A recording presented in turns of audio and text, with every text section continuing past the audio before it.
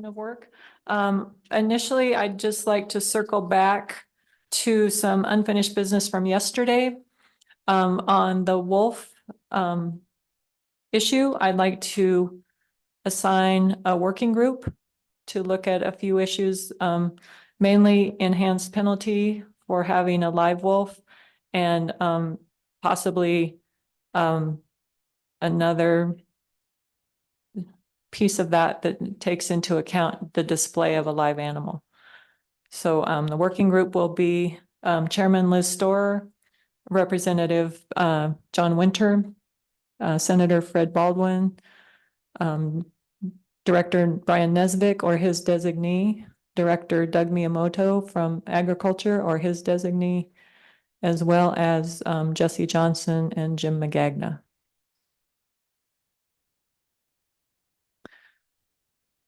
So, and I've checked with members and I think that is a good way to go. So we'll carry on with that. Madam Chairwoman. Yes.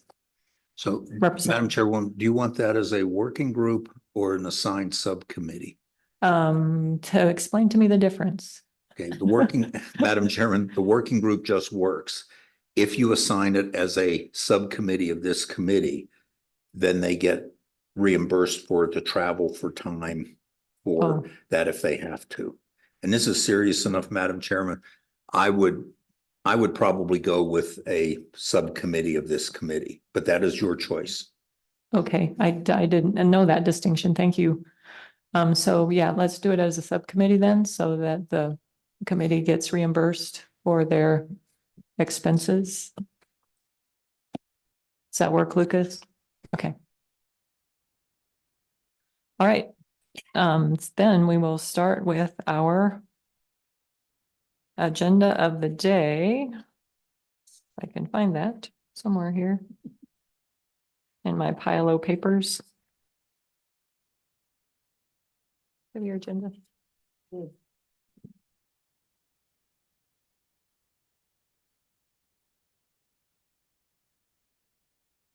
Perfect. Thank you. So we had a great tour of Buffalo Bill State Park this morning. Thank you to all the state parks folks for putting that on. We learned so much and what a beautiful day to be outside this morning. So we'll call the meeting to order and we will go ahead with roll call.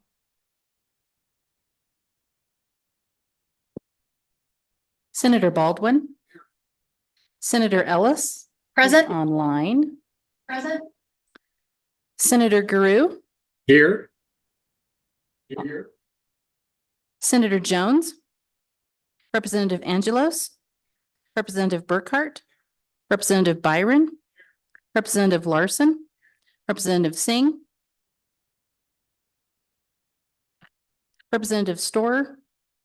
Representative Western. Representative Winter. Co-Chairman Schuler. Chairman Newsom. Here. You have a quorum. Perfect. Thank you so much. So we'll proceed with state parks and cultural resources, starting with the snowmobile user fee issue. I think Kelly's here to give us the overview of that particular topic. Thank you, Kelly. Thank you, Madam Chairman. Kelly Lower, LSO. I prepared a brief fact sheet outlining 15 state snowmobile fees. It has just a table and a brief little description.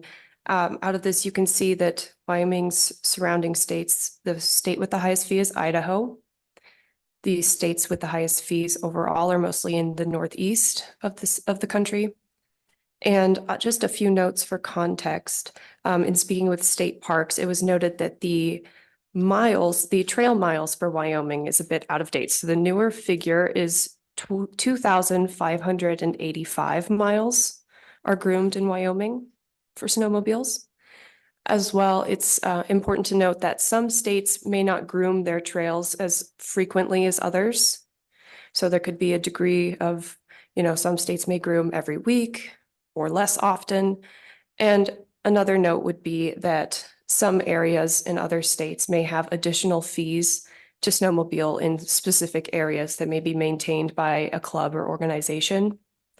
But other than that, Madam Chairman, if the committee has any questions, I'm happy to answer them. Questions, committee?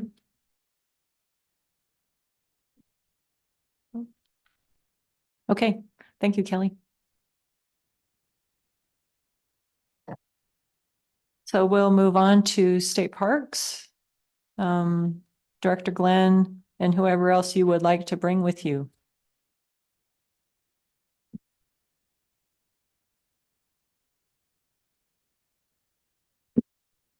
Good afternoon, Madam Chairman.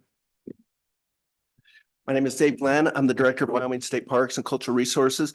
I know we talked about looking at the agenda, but I would love to just give a quick 5 to 10 minute update on some questions that I've been hearing throughout the day and just update on a couple of other hot topics, if that's okay. That would be great. Thank you. Great. Maybe I can start first by introducing our staff. We have 2 deputy directors here, Nick Nealon and Chris Floyd. We have Carly Ann Carruthers. She's the manager of our planning department. Forrest Kaminga and Josh Millick with our trails program, motorized trails program. And Mark Coughlin, he is our chief law enforcement officer. And I'd also like to introduce Bert Miller. He's on our Trails Council and donates a lot, hundreds and hundreds of hours a year, helping to make our trails better throughout the state of Wyoming. And lastly, we have a guest surprise with Kate Barlow with the governor's office. And when I think of mentors, I usually think of an old wizened soul that is a coach and a mentor to somebody like me. But Kate has been such a mentor to me and helps me view things a little bit differently. And thank you, Kate, for all your help and support. You know, showed up here on Monday and we had a meeting with quite a few folks about the shooting range that's potentially going on around the state. And Cody is one of the folks that are putting in a request for proposal. And when we finished that meeting, somebody walked out and they said, "Oh, we understand you guys don't work on weekends." And they were kind of jabbing us. "We understand you don't work past 5 o'clock."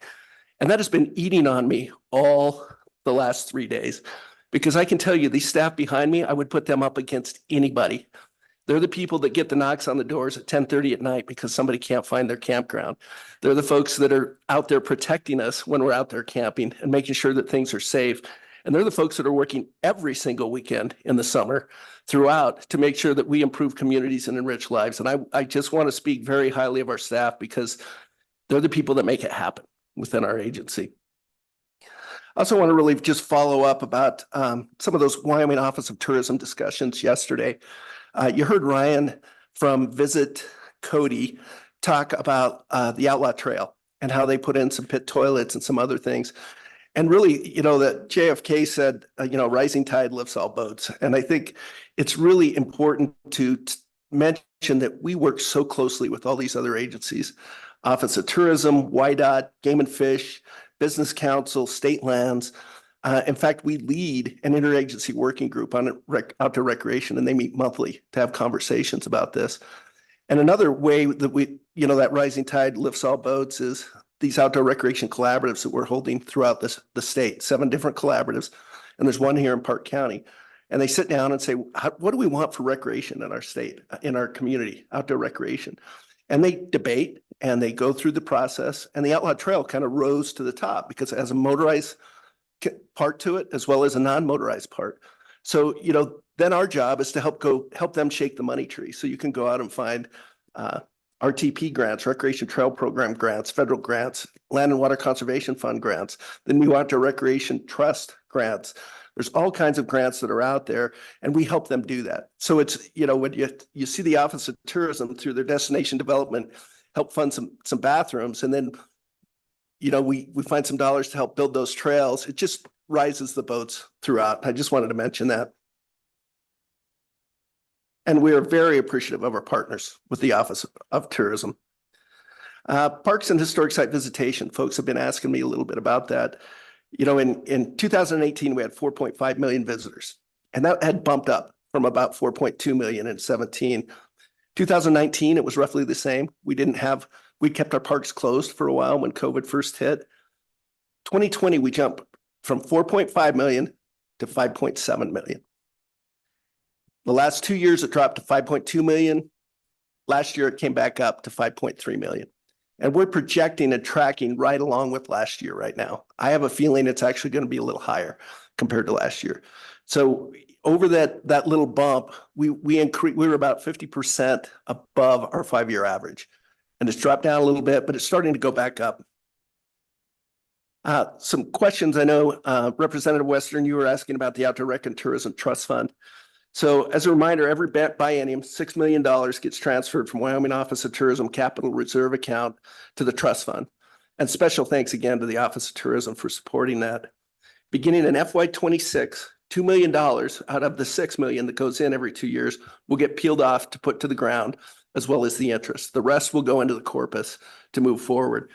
The Governor Gordon's board website is updated, so folks can apply. It'll probably get rolling around the 1st of July, because that's when the bill took effect upon signing.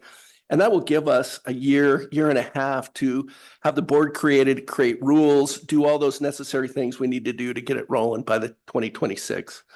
Additionally, there was 50,000 pulled out of that fund to actually be able to fund that board and travel and other things for these upcoming 2 years, since there's no other money on the ground. We also have some Wyoming Office of Tourism Outdoor Recreation Infrastructure grants. This was 3 years ago that $2 million was peeled off to go out to outdoor recreation infrastructure grants. We had a long discussion in our office on how we want to develop and spend that money. And what we decided to do was really focus on these collaborative efforts, because they put a lot of energy into it. There's a lot of projects, millions and millions of dollars of requests. So you will probably see in the next month or so some announcements of where that money will be going and for what projects. Lastly, regarding grants, the ARPA grants, there's been a lot of questions about that. We have about $21.4 million of ARPA dollars still to spend. As you all know, it was kind of a big funnel. We threw a bunch of projects in the pot and they kept getting culled out. So we had to revisit this and redo it. We're going through that process now, and I want to say special thanks to the budget office, and special thanks to the AG's office, and special thanks to the governor's office. Those are the 3 check marks that have to be checked once we go through that. They've been really good at fast tracking that and help that move forward. So we have a feel. My gut is, again, in the next couple of months, that money will start making some announcements on where that's going. I'm going to leave it at that and maybe ask Nick to come up and talk a little bit about, give you a quick Hot Springs update as far as where we're sitting. That'd be great. And then our mayor just showed up. So Matt, if you want to come welcome folks to Cody. So our mayor, Matt Hall. Speech ready? He has a speech ready. I hope it's brief, because we're moving on, Matt. Matt knows how I run a meeting. I wish I was that prepared. He's darn lucky to even get a talk, so. And I do appreciate that, Madam Chairman and rest of the members of TRW. Welcome to Cody. We tried to roll out a pretty good day for you after yesterday, so I think you were able to see some of the sites. You went to the dam, and if you have any more time, I welcome you to visit our historic downtown and maybe get something to eat before you head out of town, or check out our local Buffalo Bill Center of the West. I watched a little bit of the feedback from yesterday, and or some of the testimony, and it's true. Park County for sure is, I believe, the second highest contributor for our tourism industry per county of the counties in the state of Wyoming, and so we take tourism very seriously and are grateful for that to be one of our good economic engines here in this community. I recognize all of you. I appreciate all of your hard work, and Cody's not an easy place to get to, especially if you're from Evanston or maybe even Kemmerer or Rock Springs. So again, thank you for being here, and thank you for all the hard work you all do. So appreciate it, Madam Chairman. Thanks, Matt. Thanks for stopping in today. I know that you're busy, and I appreciate your effort to come by. Okay, so we will continue on if Nick wants to come up and tell us more.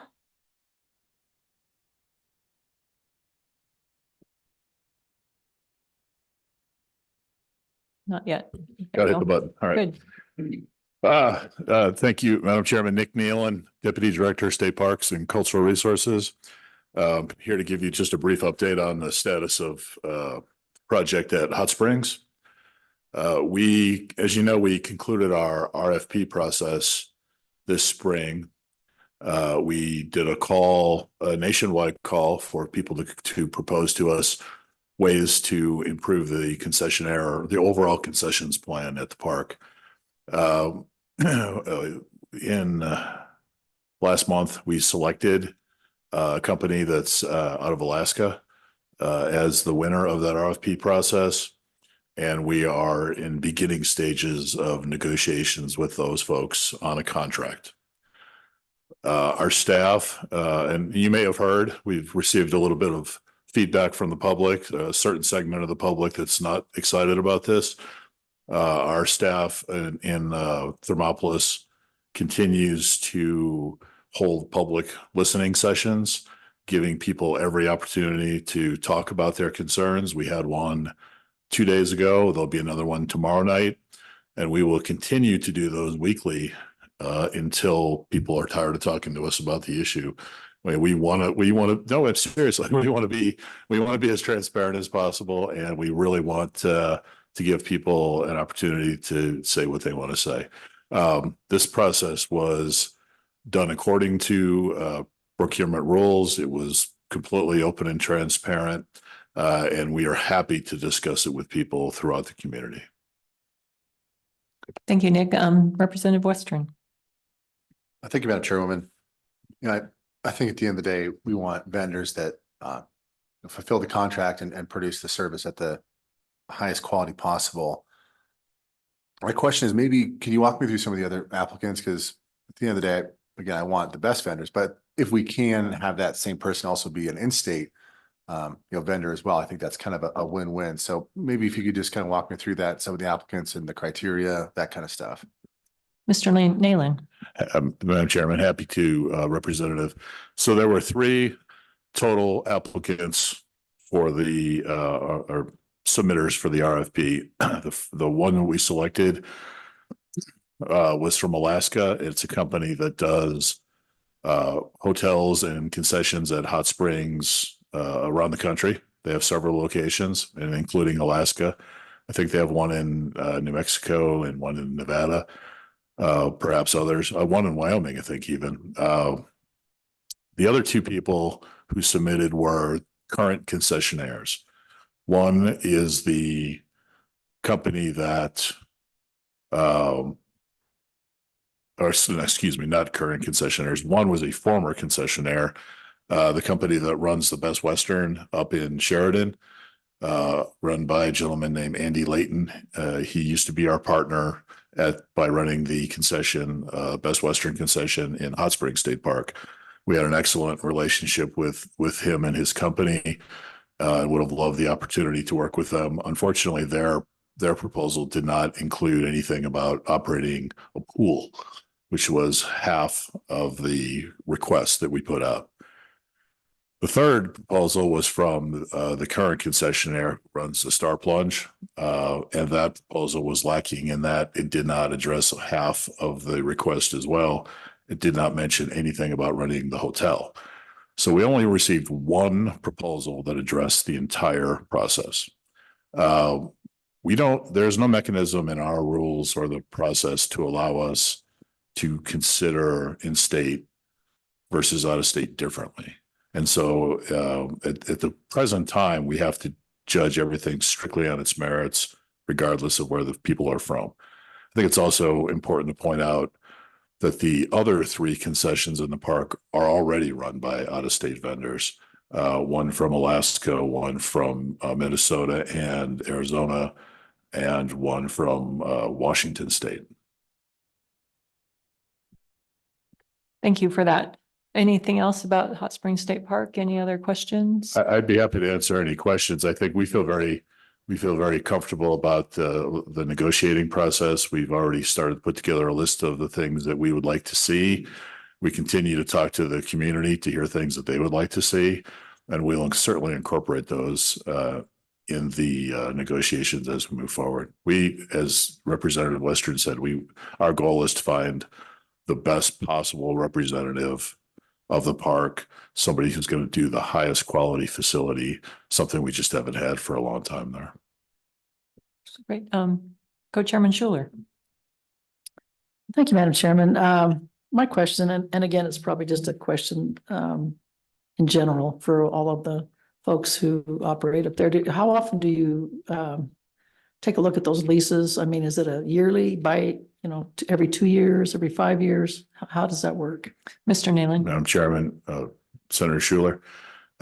So the leases that the Best Western and TP Pools operate under, I believe, were both originally 35-year leases.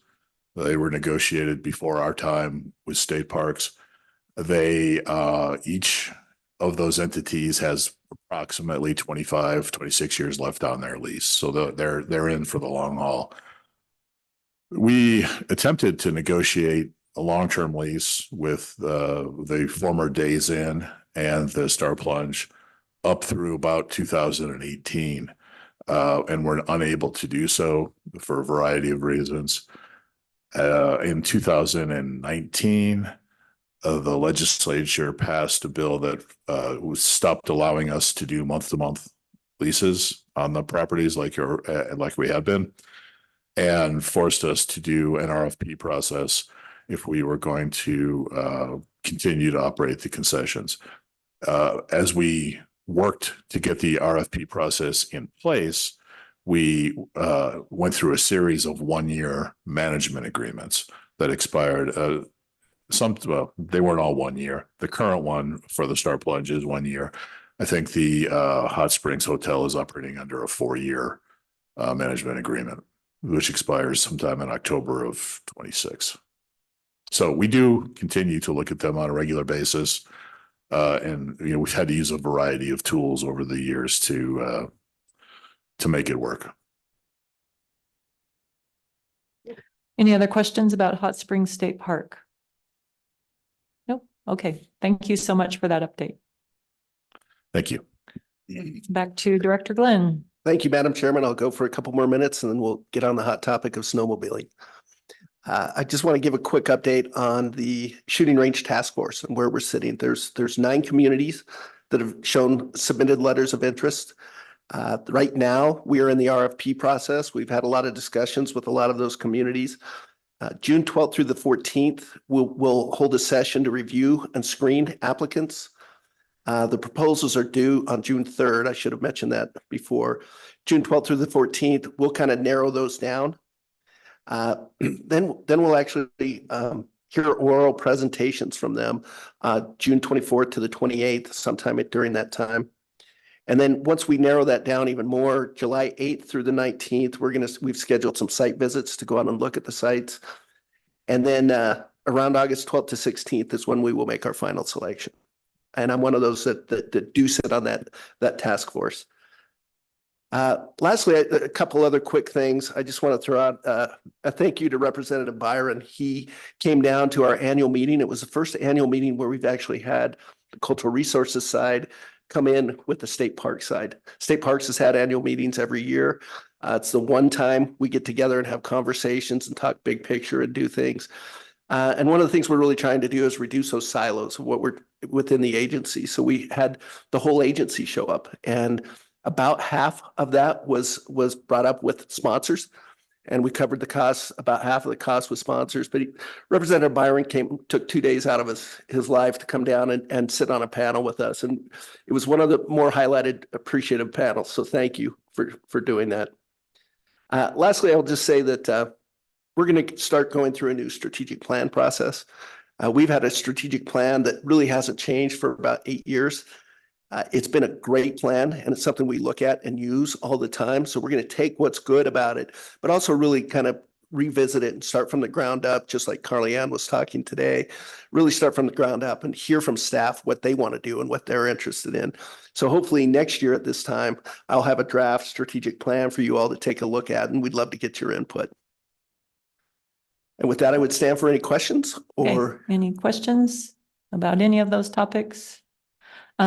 Just a comment that I have told the shooting complex task force that TRW would take the bill that when they make a choice, and that we would not amend it. We will have that at our September meeting, and we will just say who it is and we will take that then to the floor as a committee bill from this committee. And I made that agreement with the task force. And so I'm hoping that we will be able to do that. Since the task force can't sponsor bills and we are the home committee, I guess, of the shooting task force. So thanks for that. Question, Representative Jones or Senator Jones, by golly. Madam Chairwoman, Director Glenn, I was wondering if you could tell us what those 9 communities are? Absolutely. Director. Campbell County, Natrona County, Park County, Cheyenne, Fremont County, Hot Springs County, Uinta County, Sheridan, and Guernsey. Did I say that too fast, Senator Jones? Should I go a little slower? Campbell, Natrona, Park, Cheyenne, the city of Cheyenne, Fremont County, Hot Springs County, Uinta County, Sheridan, and the town of Guernsey.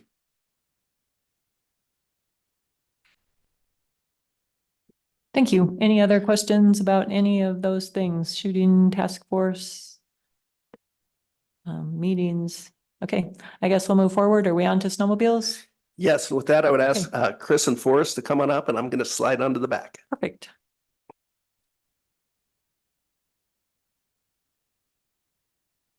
So who's up first? Okay.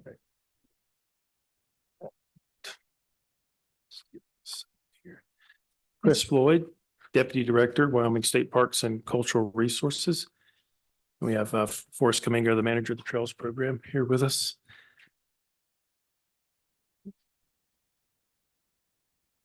Well, thank you for the opportunity. Wanted to talk to you a little bit today about the snowmobile program and in particular, the fees for the permits. Thank you to LSO for the research they did. That's very helpful for us, especially some of the stuff across the country that might not have been on our radar as much. And I'd also appreciate the notes they made about the context of those numbers. You know, I think a takeaway from it, just glancing at it, is there's a lot of variation across the country. And that's probably a reflection on their funding sources, the trail mileage, how often they groom, things like that. So, but I think it's helpful anyway to give a little bit of context. So I wanted to start with kind of a broad overview of the snowmobile program and touch on the fees just a tad, and then I'm going to turn it over to Forrest and let him talk a little bit more about their funding and their budget. And then in the end, we'll come back and take a look at a couple of slides we've prepared that will show some of their historical trends in terms of their expenditures and their revenues, as well as some discussion opportunity around possible fee increases and what that would look like in terms of revenue. So to the point, we've identified a shortfall in our operating budget. And we're at a point where we need some additional revenue to try to maintain the program and the fabulous product that it provides to our public and to our visitors from around the country and the world. In short, one way to think about it is our revenues have been quite steady for a long time. They're not necessarily spiking up. It's not necessarily a high growth recreational activity, but it's very steady, tremendously so. But of course, over that time, our expenses have gone up with inflation and other pressures. So that's kind of the long and short of it where we are. But again, just want to talk a little bit about the trails program in general, the snowmobile side of it in particular. As mentioned earlier, the program provides 2,585 miles of groomed trails, and there are thousands of more miles that are ungroomed beyond that. And that's an important distinction, which I'll talk about in just a minute. And all those trails are available for enjoyment for a $35 permit fee. The trails are, those 2,500 miles are groomed typically, multiple times a week. And that makes us different from some states, for sure. Throughout the season, with all the repeated groomings of that 2,500 miles, it equates to something like 90,000 miles of groomed trail with the repeated groomings. And of course, most of our users, not all, but most of them prefer that smooth ride, kind of predictable. It could be a little bumpy if you're off of a groomed trail. Some people like that, but a lot of people, they come here because they know we've got high quality trails that are maintained on a regular basis. In fact, we have a map on our website with a 12-hour delay that shows what's been most recently groomed. If we did it in real time, you'd probably have snowmobiles right behind the groomers, but that's why there's the delay. Trails program has 28 employees. 12 of those are full-time, 16 are seasonals. And those are the same employees who also operate the ORV program, during the warmer months. So they just sort of change gears. I mean, obviously there's still some snowmobile equipment maintenance and things like that year round, but they kind of shift gears this time of year and go over to the OHV side. In the snowmobile season, most of their work consists of, again, grooming the trails, which involves snowcats, which are large tracked vehicles like a tank or a tractor that go on top of the snow, and they pull a groomer behind them to smooth the trail. Besides that, they also have to put out along the trails 44,000 trail markers. Okay, they put those out every year, in addition to 652 junction signs. And before April 15th, they have to have all those removed and stored, and then they put them back out again. So another thing they spend a lot of time on is just clearing trail too. You get trees come down, things like that. So there's a lot of maintenance involved, in addition to the snowcats and other equipment that has to be maintained. Another thing that the snowmobile program funds is things like avalanche safety training, avalanche forecasting, various outreach programs with land managers and nonprofits. They also provide things like safety shelters and other infrastructure, trailheads. So I guess the takeaway is that it's a pretty big and busy program, has a lot of manpower involved, and a lot of special skills are required to do the job. I just want to pivot now real quick to economic impact. Obviously, it's a very desirable recreational product. People come to Wyoming from all around the country and all around the world to enjoy our first-class snowmobile trails. We typically have well north of 30,000 permits sold each year. And remember, that's per machine. It generates $255 million a year in economic activity. So that means it's a big part of our outdoor recreation economy.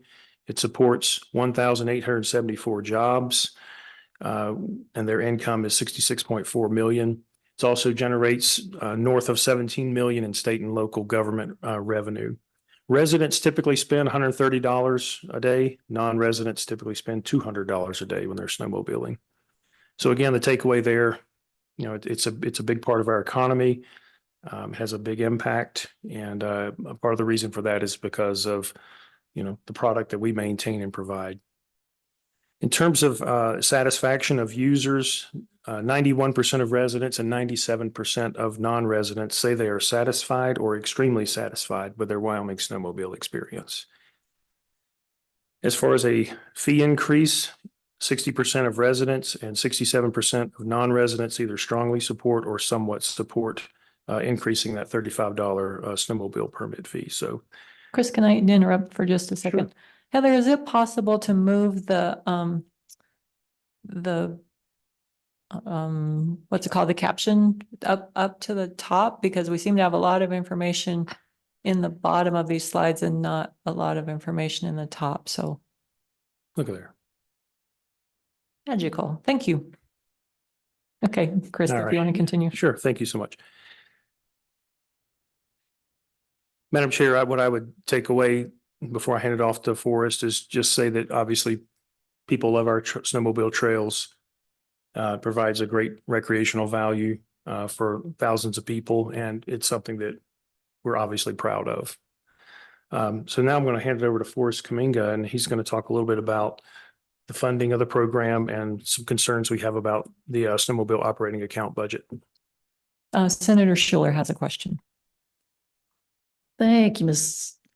I almost called you Miss Newsom. Good gracious, Madam Co-Chair, Madam Chairman. Oh, sorry about that.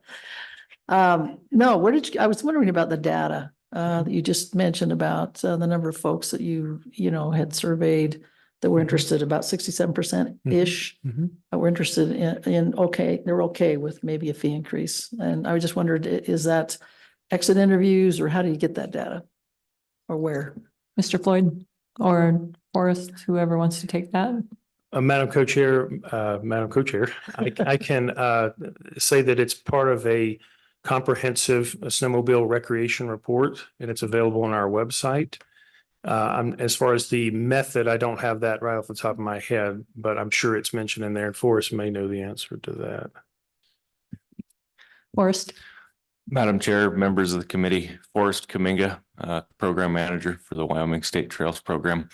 To answer your question, that was actually the economic impact study that was surveys sent out to all the snowmobile registrations and non-residents throughout the state. They just kind of they gathered survey information from them to come up with those numbers.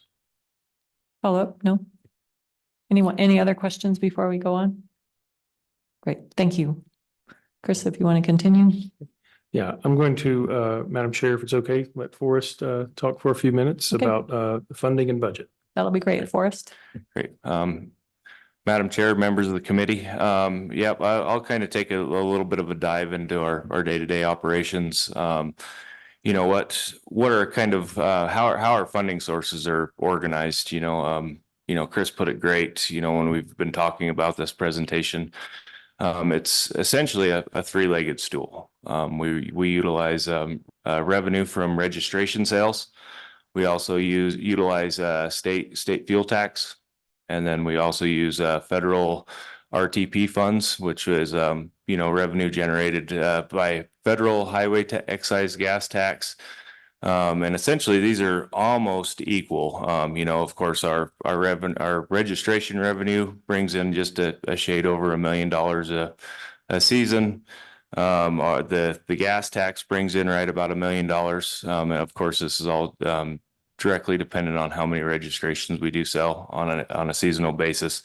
And then we also utilize about $950,000 worth of RTP funds a year. Those RTP funds are directly tied to private grooming contracts.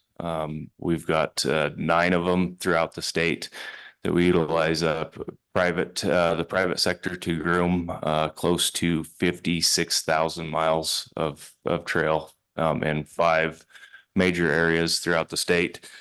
And with that, I mean, these revenues are, expended on mobilization, daily operating expenses.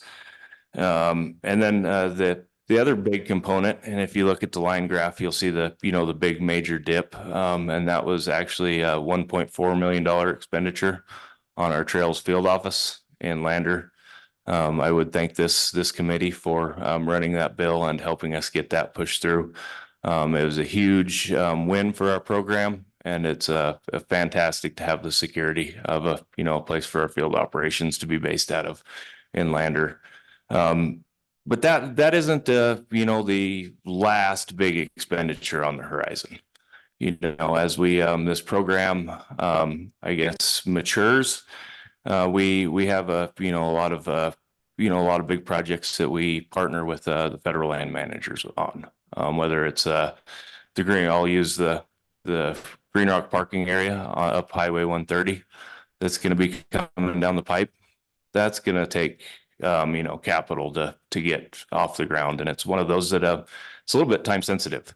We're going to have to pull the trigger, as soon as we get the green light from that federal land manager. In that case, it's the U.S. Forest Service. As soon as they give us the green light to go, we have to have the capital in our account to pull the trigger. And we're looking at probably once that's ready to rock and roll, if it goes the direction we want it to, it could be anywhere from a $300,000 project to an $800,000 project. Right now, as you can tell in the line graph, we've been holding our own for the past decade. And you see where we've kind of essentially crossed over, and now we're starting to expend more than we're actually capturing in revenue.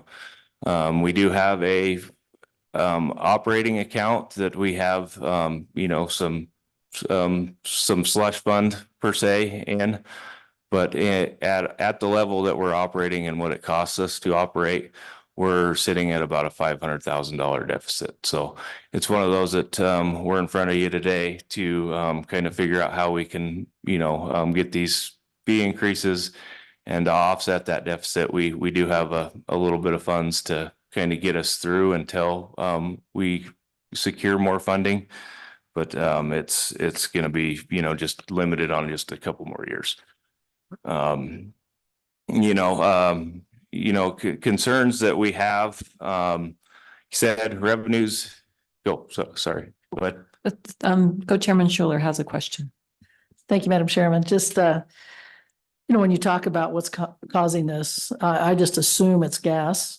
For your machines, or is it like some of your snow tracks and those kind of things? Or I know some of the time you use snow machines to do it, but is it a little bit of everything, or is it manpower? Is it wages? I mean, what primarily would you say are the reasons that, we're not having the kind of revenue that we need? Madam Chair, Senator Schuler. Yes, you're spot on. And I was actually just going to get ready to dip into that. I've got some comparisons, over the last decade, we utilize a lot of private grooming contracts. We have to purchase a lot of equipment. For example, in 2014, we were paying right about $200,000 for a brand new snowcat. To date, we're paying over $300,000 for that same machine. A significant increase. Grooming contracts, the same. You can't expect these private grooming contractors to go out there. In 2014, the average rate per mile to go out and groom our trails was about $15 a mile. We're over $25 a mile for that same service. A lot of that's tied to their overhead. They're having to pay their operators more, per a higher hourly rate. Diesel fuel is, significantly went up, and then just maintenance expenses on their end, as well as internally. Our maintenance expenses have significantly went up. Our salaries have went up. Sitting, at lunch today, we were just talking about that. And it's just across the board, whether it's the private sector, whether it's government. We're just having to pay our operators and our staff, more to get them to keep them around.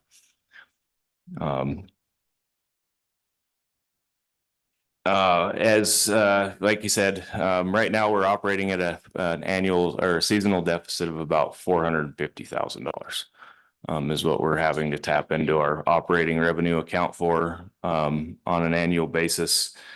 Right now, the operating account, it was for a long time running at about a $3 million, right at that $3 million. Right now we've dipped down to about $2 million. And we also got to consider that, if we don't have the money in the account to operate and pay the bills when they surface, our revenues right now with RTP funds, as well as a little bit on the registration fee, but our state gas tax, there's about a year delay before those funds actually hit our account. So we need some upfront capital to launch the next upcoming season every year.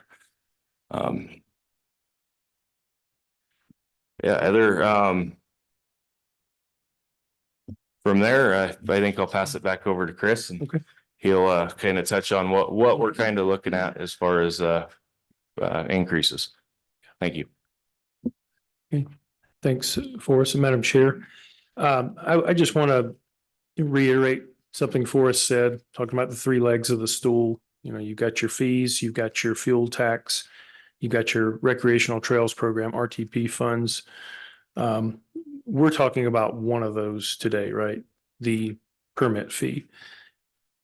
The other two, of course, the federal one would, you know, that's kind of beyond our scope, of course, but the fuel tax even, that's, you know, obviously could involve other committees and other departments, things like that. It's kind of complicated the way the funds are distributed there.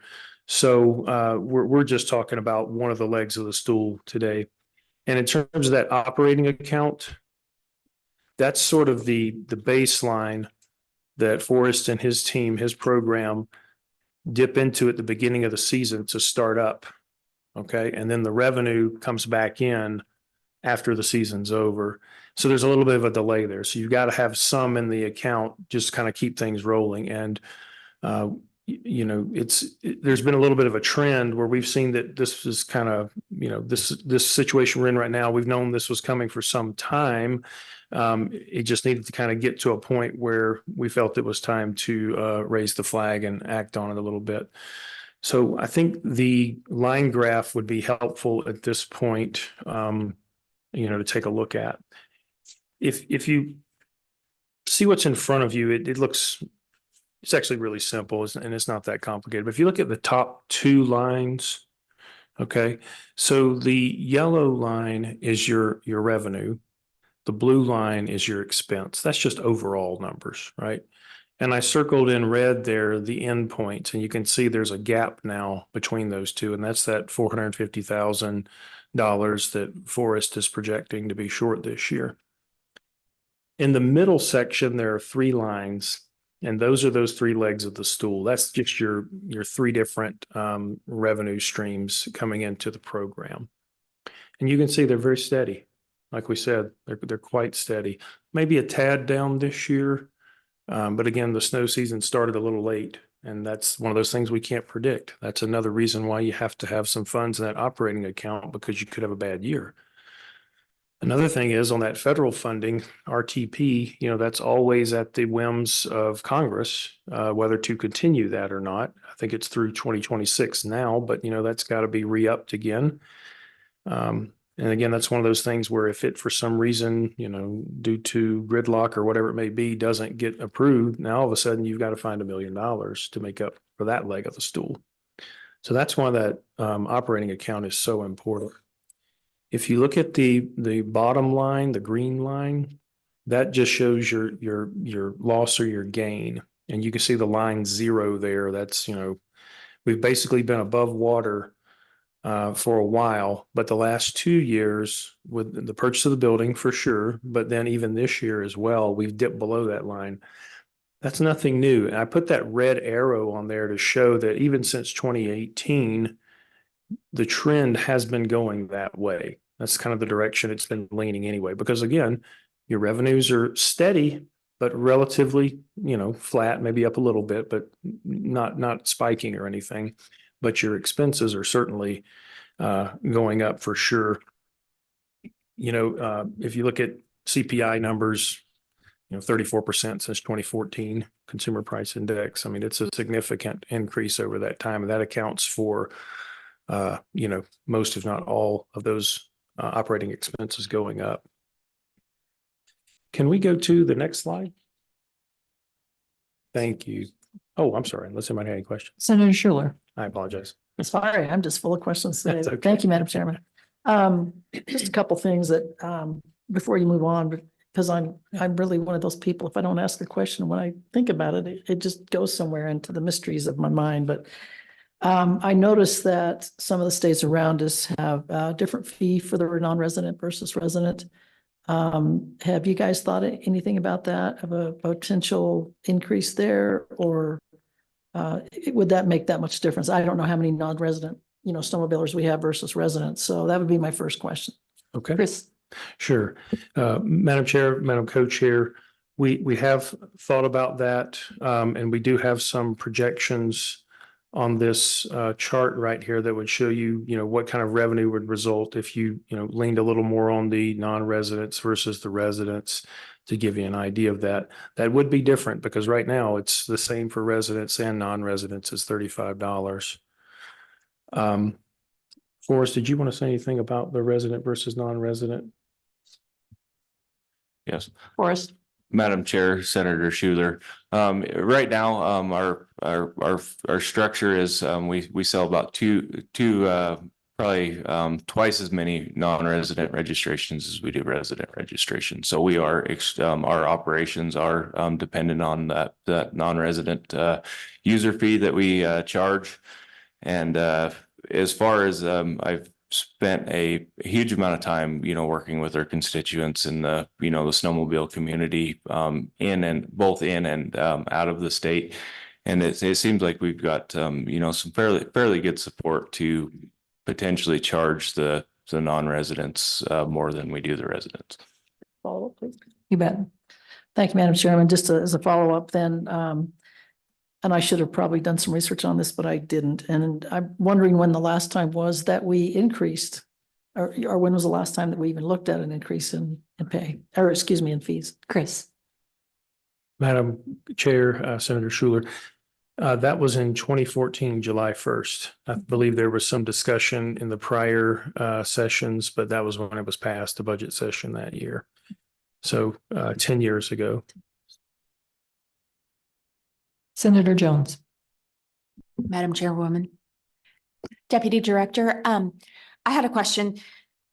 $255 million to our economy is amazing, but do you know, is the Wyoming Travel and Tourism have any specific programs to try to bring any more snowmobilers to our area? Or is there any talk about trying to advertise what we have a little bit more? Chris? Madam Chair, Senator Jones, may I defer that to Forrest? I think he may have a little bit more information about that. Forrest, tell us what you know. Yep. Madam Chair, Senator Jones.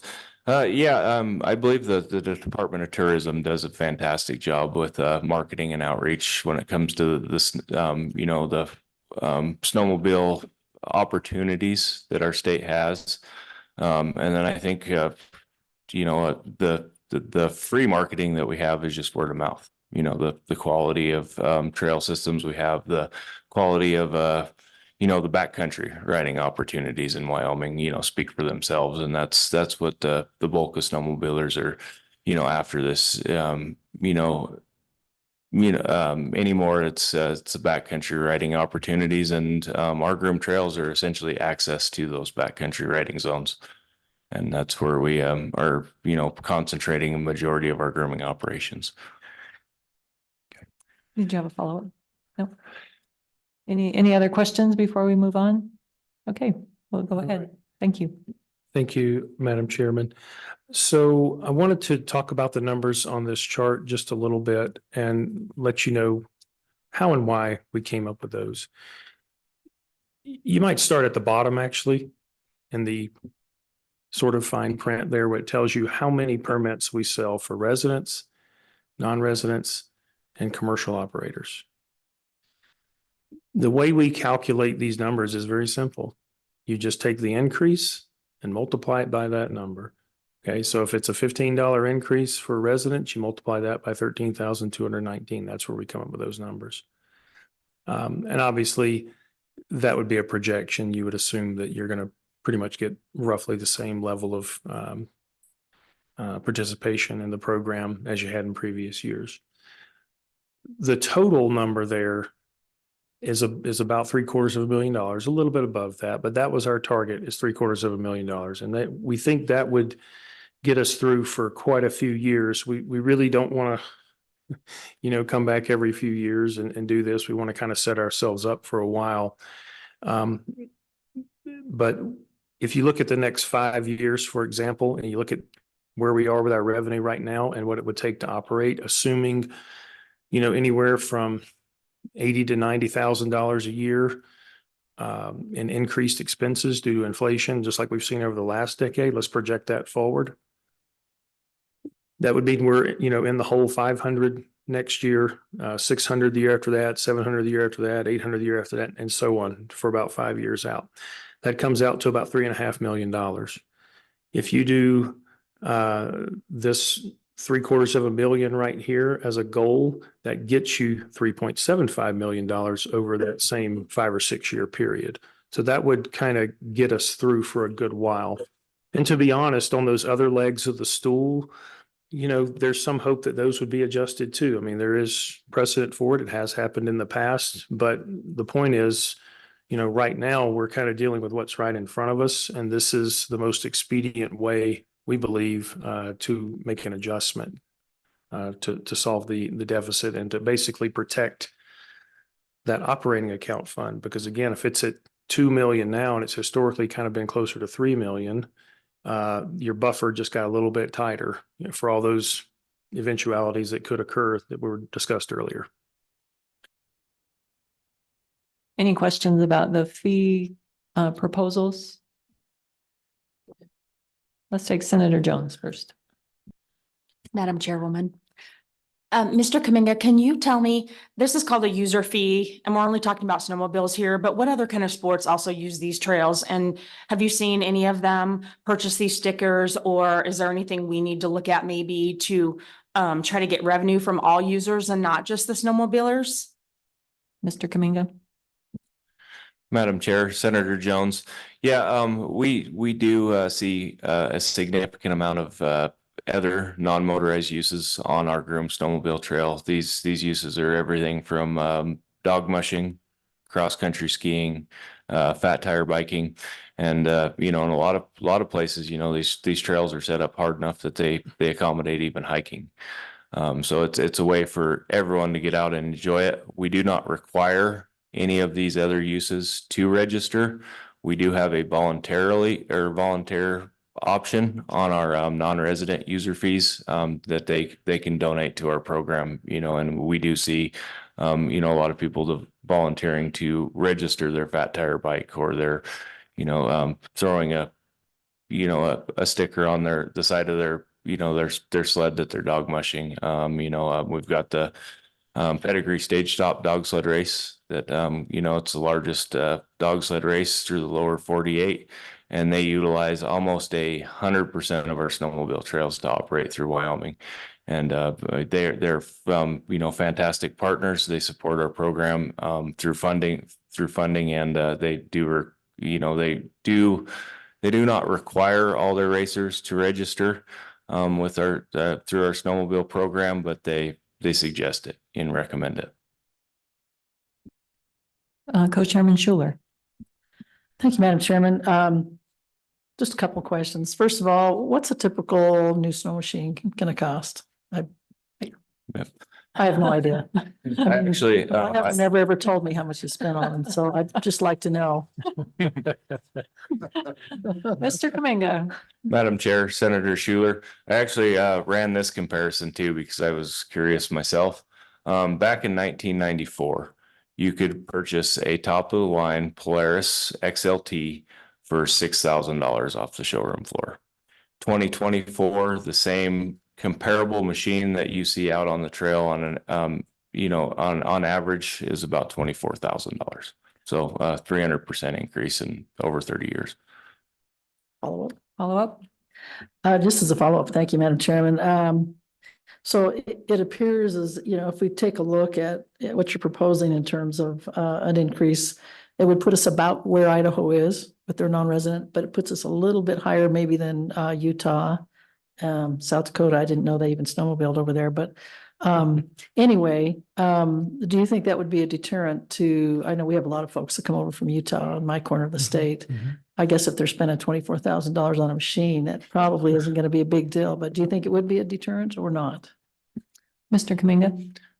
Madam Chair, Senator Schuler, I don't believe it'd be a deterrent at all because, like I said, I think they're after the Wyoming experience, you know, the wide open country and that backcountry experience that we have to offer, and they're trying to get away from those high population areas like Salt Lake. I've actually had some fantastic dialogue with my counterparts in Montana, Colorado, and Idaho. Of course, Idaho just recently increased. Our suggested increases are kind of matched to what they're charging right now. And I'd say that our grooming operations in our program, if there's one that's most comparable to how we operate, it'd be Idaho. And, I'm talking to Colorado, they are also going to be pushing a fee increase, as well as Montana here, if not this legislative session next. So. Thank you. Mr. Floyd. Yeah. Madam Chair, I just wanted to say, if it wasn't completely obvious, I should have said this earlier. The two examples we put up there, the top one spreads the burden a little bit between the resident and the non-resident and commercial. The second example does not call for an increase for residents, just for non-residents and commercial. Just wanted to point out we were trying to come up with two different ways to do that. And again, in terms of what a proposed rate might be, the math is easy on that. We're just trying to get to that $750,000 as close as we can to make it work. Any other questions about the fees? Representative Andrew. Thank you, Byron. Madam Chairwoman. Getting used to it, don't worry. Thank you, Forrest, for being here. You mentioned 2014 was the last time we had this type of discussion. It's kind of a question that you may not have the answer to, but at that time, how many miles of trail was Wyoming State Parks grooming, if you know that, in 2014 versus what you did this last winter? Mr. Kaminga, I'm so assuming that's you. Yes, Madam Chair, Representative Byron, I actually have those numbers sitting right in front of me. In 2014, we were only grooming about 11% less than what we are now. So we've had a very small increase in mileage. And to be exact, we were grooming about 55,000 or right about after the last fee increase actually hit the bank. We did increase operations because we did have the funds to do so. So we were right about 60,000 miles of grooming on the ground. Oh, Yeah. and thank you, Madam Chairwoman. Mr. Kaminga, how many requests do you get for, are you guys fielding requests for new grooming opportunities? How, is there a process to go through that? I'm kind of teeing this up because in my neck of the woods, it seems to be discussed a lot in Western Wyoming. And with this increase of a sled going from 6,000 to 24,000, as my good colleague said, there's some husbands in trouble now. I'm thinking about where people are getting on these machines now. So do you get 5 phone calls a year? Do you get 10? I know you're working just unbelievably well with some of these user groups and some of these NGOs. And, just wondering, I'd say, and I can't speak for this, but on the western side of the state, are you frequently getting phone calls to talk about more grooming opportunities? And can you expand on that? Mr. Kaminga. Yeah, Madam Chair, Representative Byron, you're correct. It's kind of just a change in the model on how we operate. I led to, in 1994 when the top of the line machine was $6,000. They're more focused on trail riding. They're riding down the Groom Snowmobile Trail. So we saw a lot of the trail riders. Now we're seeing a lot more of the backcountry riders. These new machines, they're getting them into, places they, in all reality probably shouldn't be, but that's beyond our control. So what they're looking for is access. They're looking for access points. And no matter if you're a backcountry rider, you're a trail rider, you have one thing in common is you're bound to utilize a snowmobile trail somewhere to gain that access. So we're trying to slowly, our grooming model is slowly evolving to accommodate that access. And so what we're doing is we're doing a lot more grooming or remote grooming. As you're familiar with through Bondurant, we just expanded into the Mosquito Creek area above Jackson, and it's real short grooming runs. So it only is 7 miles of grooming, but it's getting them into the backcountry access that is more sought after now. But then you also have the mobilization expenses. So it's you may be grooming less with that snow cap, but you're transporting that snow cap between each access point. So essentially it may look like a reduction in actual miles groomed on the ground, but you're picking up the expense of mobilization costs of getting that snowcat to those areas. And then I did touch on like the Green Rock Highway 130 parking issue. That's why that's so sought after is that's the shortest place that everyone goes to, that they have the shortest distance to get to the backcountry. Right now we're increasing, every year we've increased mileage out of the Green Rock Trailhead. Right now we're grooming pretty much 7 days a week, sometimes with 2 cats to keep the moguls knocked down for the use that we're seeing out of those those trailheads. Thank you. Follow up? One more and then I'll keep quiet for a little bit. Don't promise. Along those same lines, it's fascinating information. And maybe you guys are going to get here. How is the user group acquiring these stickers? What is your general collection policy, and do you see ways to make that more fluid? Do you see barriers if you do decide to make that more fluid on additional processing fees that could affect some of these numbers you're giving us? I know I have learned in my short time that software and programming costs significant dollars. So yeah, can you touch on how that's been done in the past, and if there's a new plan or any sort of innovative plan to maybe touch on that moving forward? Madam Chair, Representative Byron, as of right now, we are in the development stages of developing an electronic permit sales platform.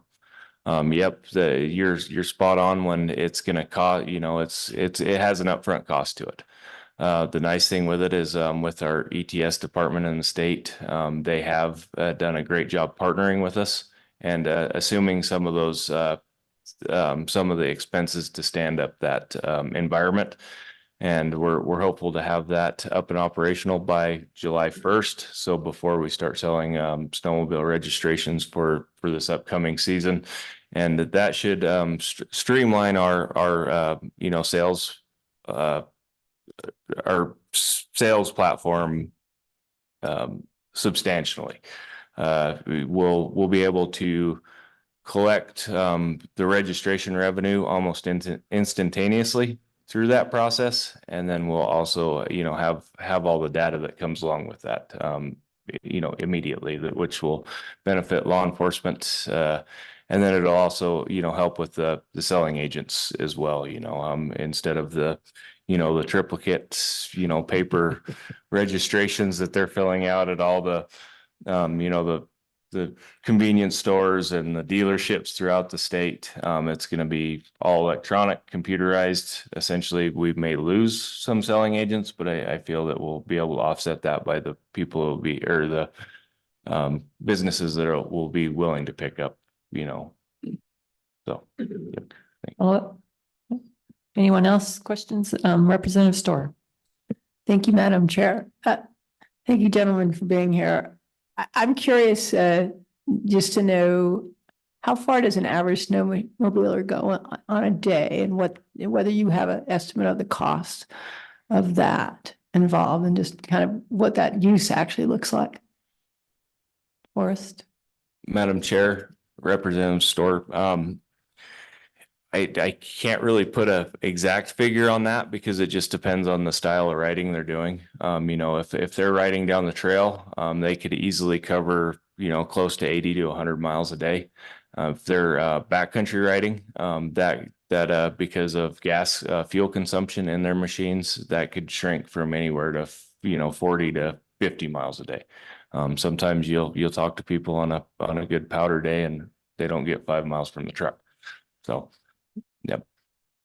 But as far as an exact figure, I think the only way in 2005, when they ran the state fuel tax equation, essentially they burn about 125 gallons of fuel a season. And that's where our state fuel tax figure comes from. Any Any other questions before we go on? All right, Well, Chris. Madam Chair, that's really the Okay, conclusion of our presentation. All right. Thank you very much. thank you. Guess we'll move to public comment. So I don't know if Bert and Brenda want to come up. Thank you. Thank you.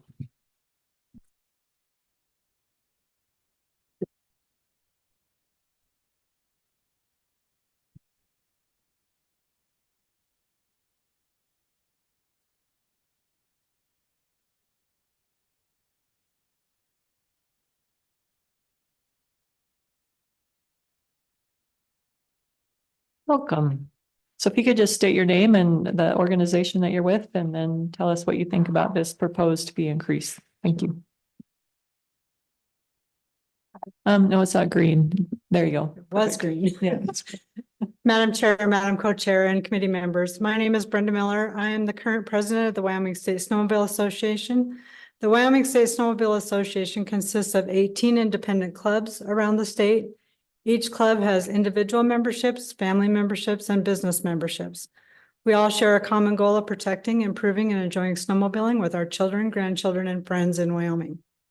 The snowmobile user fee stickers that residents and non-residents choose to pay for and put on our snowmobiles is a program that is 100% user-funded and was created by snowmobilers. We know that the money we pay for the user fee stickers goes to trail grooming and maintenance, maintenance of safety shelters, maintenance of parking lots, and parking lot expansion, along with other infrastructure for our sport. No additional money is taken from the general fund to support snowmobiling. The members of the Wyoming State Snowmobile Association are in support of the fee increase proposed by Wyoming State Trails. The increase would allow the program to stay status quo, as well as put money in the pool for big ticket items like parking lots. The cost of doing business is more expensive these days, and we do not want to face the possibility of decreased services for the snowmobiling community. The most recent snowmobile economic impact study shows that snowmobiling generates $255 million per year for the Wyoming economy, as stated earlier by Deputy Director Floyd. Over 60% of the people that snowmobile in Wyoming are from out of state and mostly from the Midwest. Even when Wyoming doesn't have the good snow, people still come to Wyoming to snowmobile. Even our bad snow is better than their good snow. The top 3 reasons people come to Wyoming are snow conditions, off-trail powder, and solitude. And their top 3 priorities for both resident and non-resident riders are trail grooming and maintenance, parking area snow removal, and avalanche education.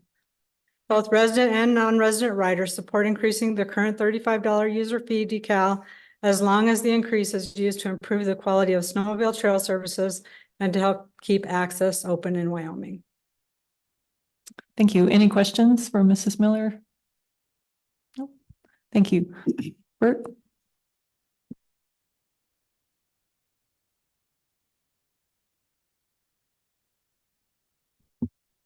How's that? Madam Chair and committee. My name is Bert Miller. I live here in Cody.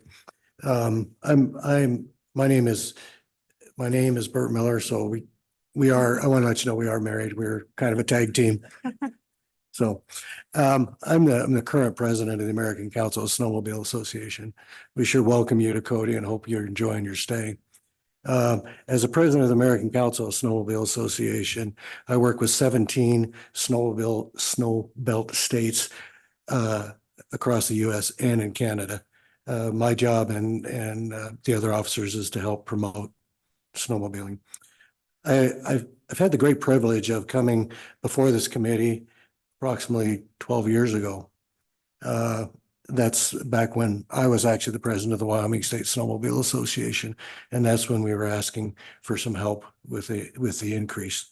It's amazing how that time flies. But Wyoming is a very special place to snowmobile with all types of riding experience. Wyoming the State Trails also has a very close relationship with their user groups and the people that enjoy the trail system here. The Wyoming State Trails program works very well, and it serves its residents and non-residents. And you've heard this in a high product for our sport.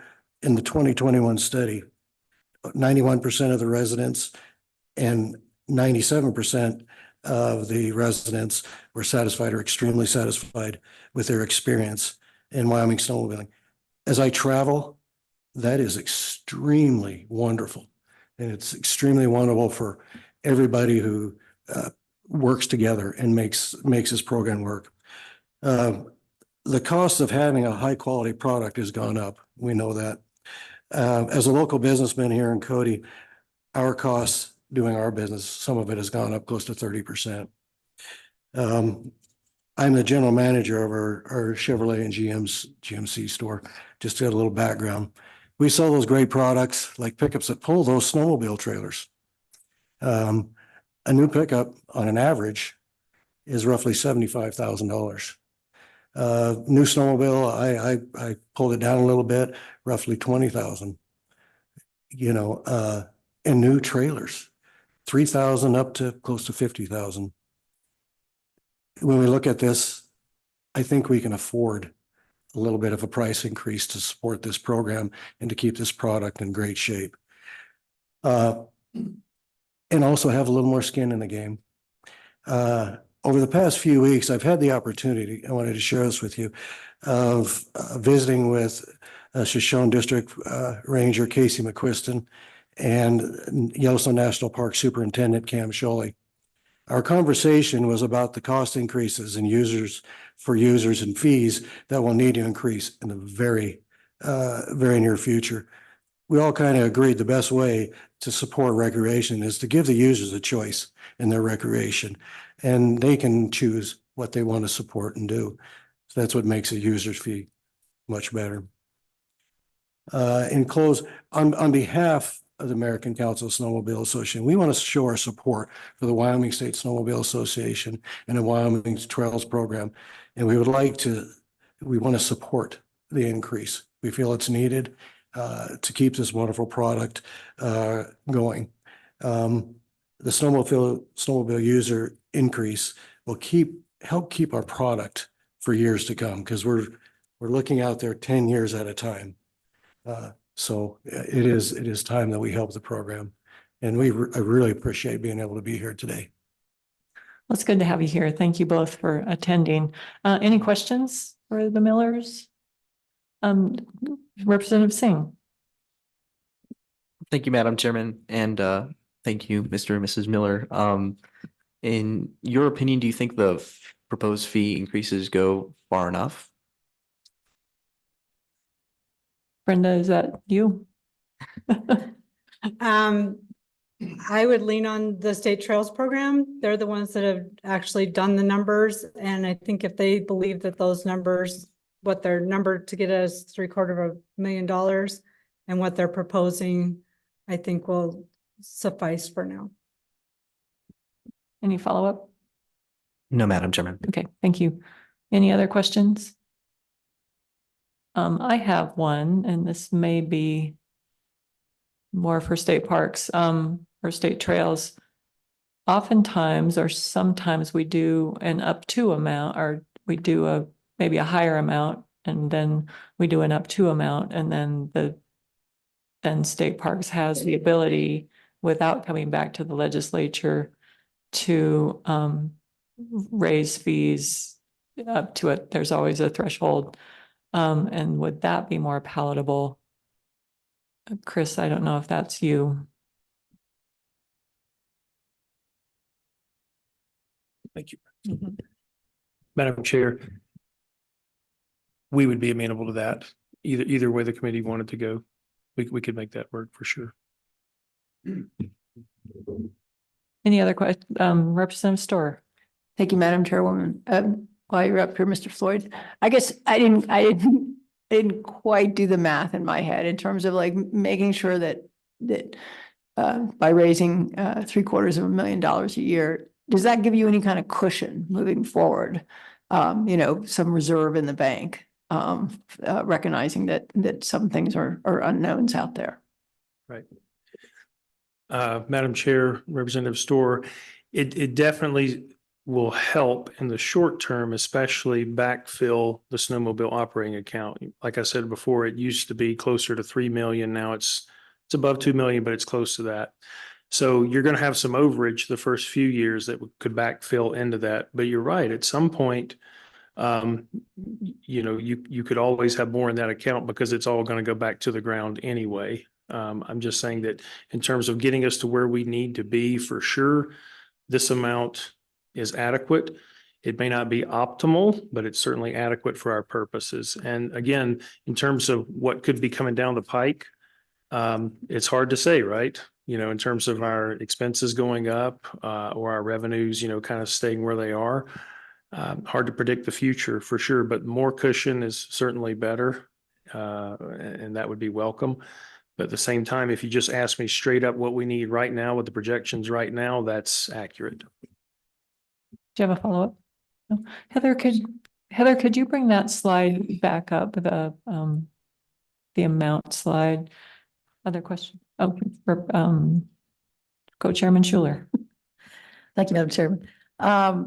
Just a question, and I don't know if maybe Chris or you folks could answer this, but let's just say we didn't do anything. We haven't done anything for 10 years, but let's just say, we can't get some kind of an increase across the finish line. We never know with new people coming into the legislature, how things might go. But what do you see happening in terms of, state trails and state parks? Will we have fewer groomed trails? Will we, shut down some areas? I mean, I'm just kind of wondering that, trying to do a little gloom and doom. Chris?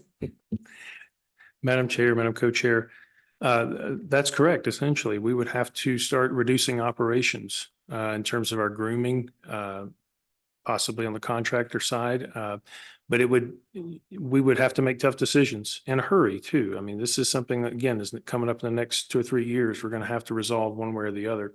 And our worry is that if we do have to make those kinds of reductions, it goes back to that product question, right? We're trying to maintain that because it's such a desirable thing and brings so many people here every year. And there's so much economic impact that as that degrades, you start to impact that as well. And so we believe that investing in that product is going to pay off in spades as it has for so many years. Any other questions from the committee? Okay, thank you so much. Thank you. So is that the end of, or is there any more public comment? I believe. Is there some online? 2 of them, are they the ones I have? Let's see. Taylor Jones and Joey Clark are the ones I have on my list. Taylor Jones is online, and then there was somebody that registered today that Okay. Tim Harburger. Okay, so let's take the first one, Taylor Jones.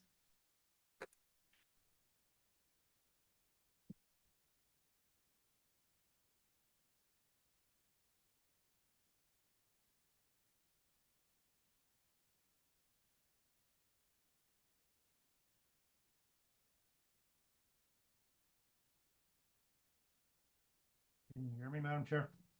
Taylor, are you there? Can you hear me? Just barely. Maybe if I get a little closer, how's this? Yep, that's much better. Thank you. So Thank if you. you want to go ahead. Thank you, Madam Chair and members of the committee. Taylor Jones, I'm Sweetwater County Commissioner, past president of the Wyoming State Snowmobile Association, and avid snowmobiler of over 50 years. So appreciate you giving me the time to speak. I will mention Joey Clark, who's one of our youth members, was supposed to be on today, but unfortunately his job prevented him from joining us. So I was really hoping he could make it, but didn't turn out that way. Just a couple of things I'd like to share with you that either I know personally or what has been shared with me from other folks, just to kind of help inform you of why this sticker fee increase is so important. I've personally ridden Wyoming, Idaho, Montana, and Utah. I can tell you hands down, without any question, our trail system is the best. It is the best in terms of the condition of the trails, the markers, the signage, and I've ridden with and talked with people from all of those states, and they're the ones who tell me that. So I can say it because I'm a little prejudiced, but they'll also say the same thing. So, and that only comes with money to put the equipment on the snow and the people on the snow. One thing I wanted to mention, don't remember who mentioned the trail markers, 40 some odd thousand trail markers that they put out every year. That is invaluable. Anybody who's ridden very much has been caught in a blizzard from time to time. And without those trail markers, good chance you wouldn't make it to your destination. So the glorious side and the glamorous side is how much fun it is. But the serious side is that without this program, some people might not make it home. One other thing I wanted to touch on real quick, and that was the question about whether or not an increase might deter folks. I know it was mentioned the cost of a truck, a trailer, a snow machine, but then if you figure these folks come out for a week or two sometimes, so they have motel room, food, and gas for a couple of weeks, $25 or whatever the number ends up being, and the increase is not even going to be noticed in the grand scheme of tourists coming out to enjoy our sports. So I think that's it. Most everything else was covered real well, but I will stand for any questions. Thank you, Mr. Jones. Any questions for Mr. Jones? No, thank you so much. Thank you. And then who is the other one? Tim Herberberger. Okay.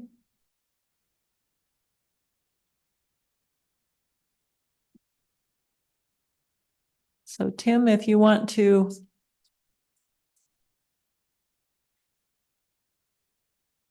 Okay, now try it. Can you hear me? We can, but we can't see you. Okay, that's probably a good thing. Okay. As long as you can Good to hear me. know. I am totally computer illiterate and my wife's a little better. Okay. So as long as you can hear me, I really wanted to be Then there. just go ahead. Okay, thank you very much. I really wanted to be there today, but I'm laid up with a broken leg. Just had surgery, so I couldn't be there. I operate the Boxwhy Lodge over in Western Wyoming, and I'm also a grooming contractor. I started grooming trails in Wyoming, helping out in 1983, and I've been a full-time grooming contractor in Wyoming for 28 years. I agree with these increases. I'm not sure they shouldn't be just a little more. We're a little different at our lodge. Like I said, we operate, Alpine's the closest town to our lodge. We're a snowbound lodge. We're 30 miles in by snowmobile. So they have to snowmobile to get to us. We live and operate there year round. And you heard the stats of non-residents, the percentage, and a big percentage of them come from the Midwest. We're different. We're close. Alpine is only a quarter mile from Idaho, the closest town here.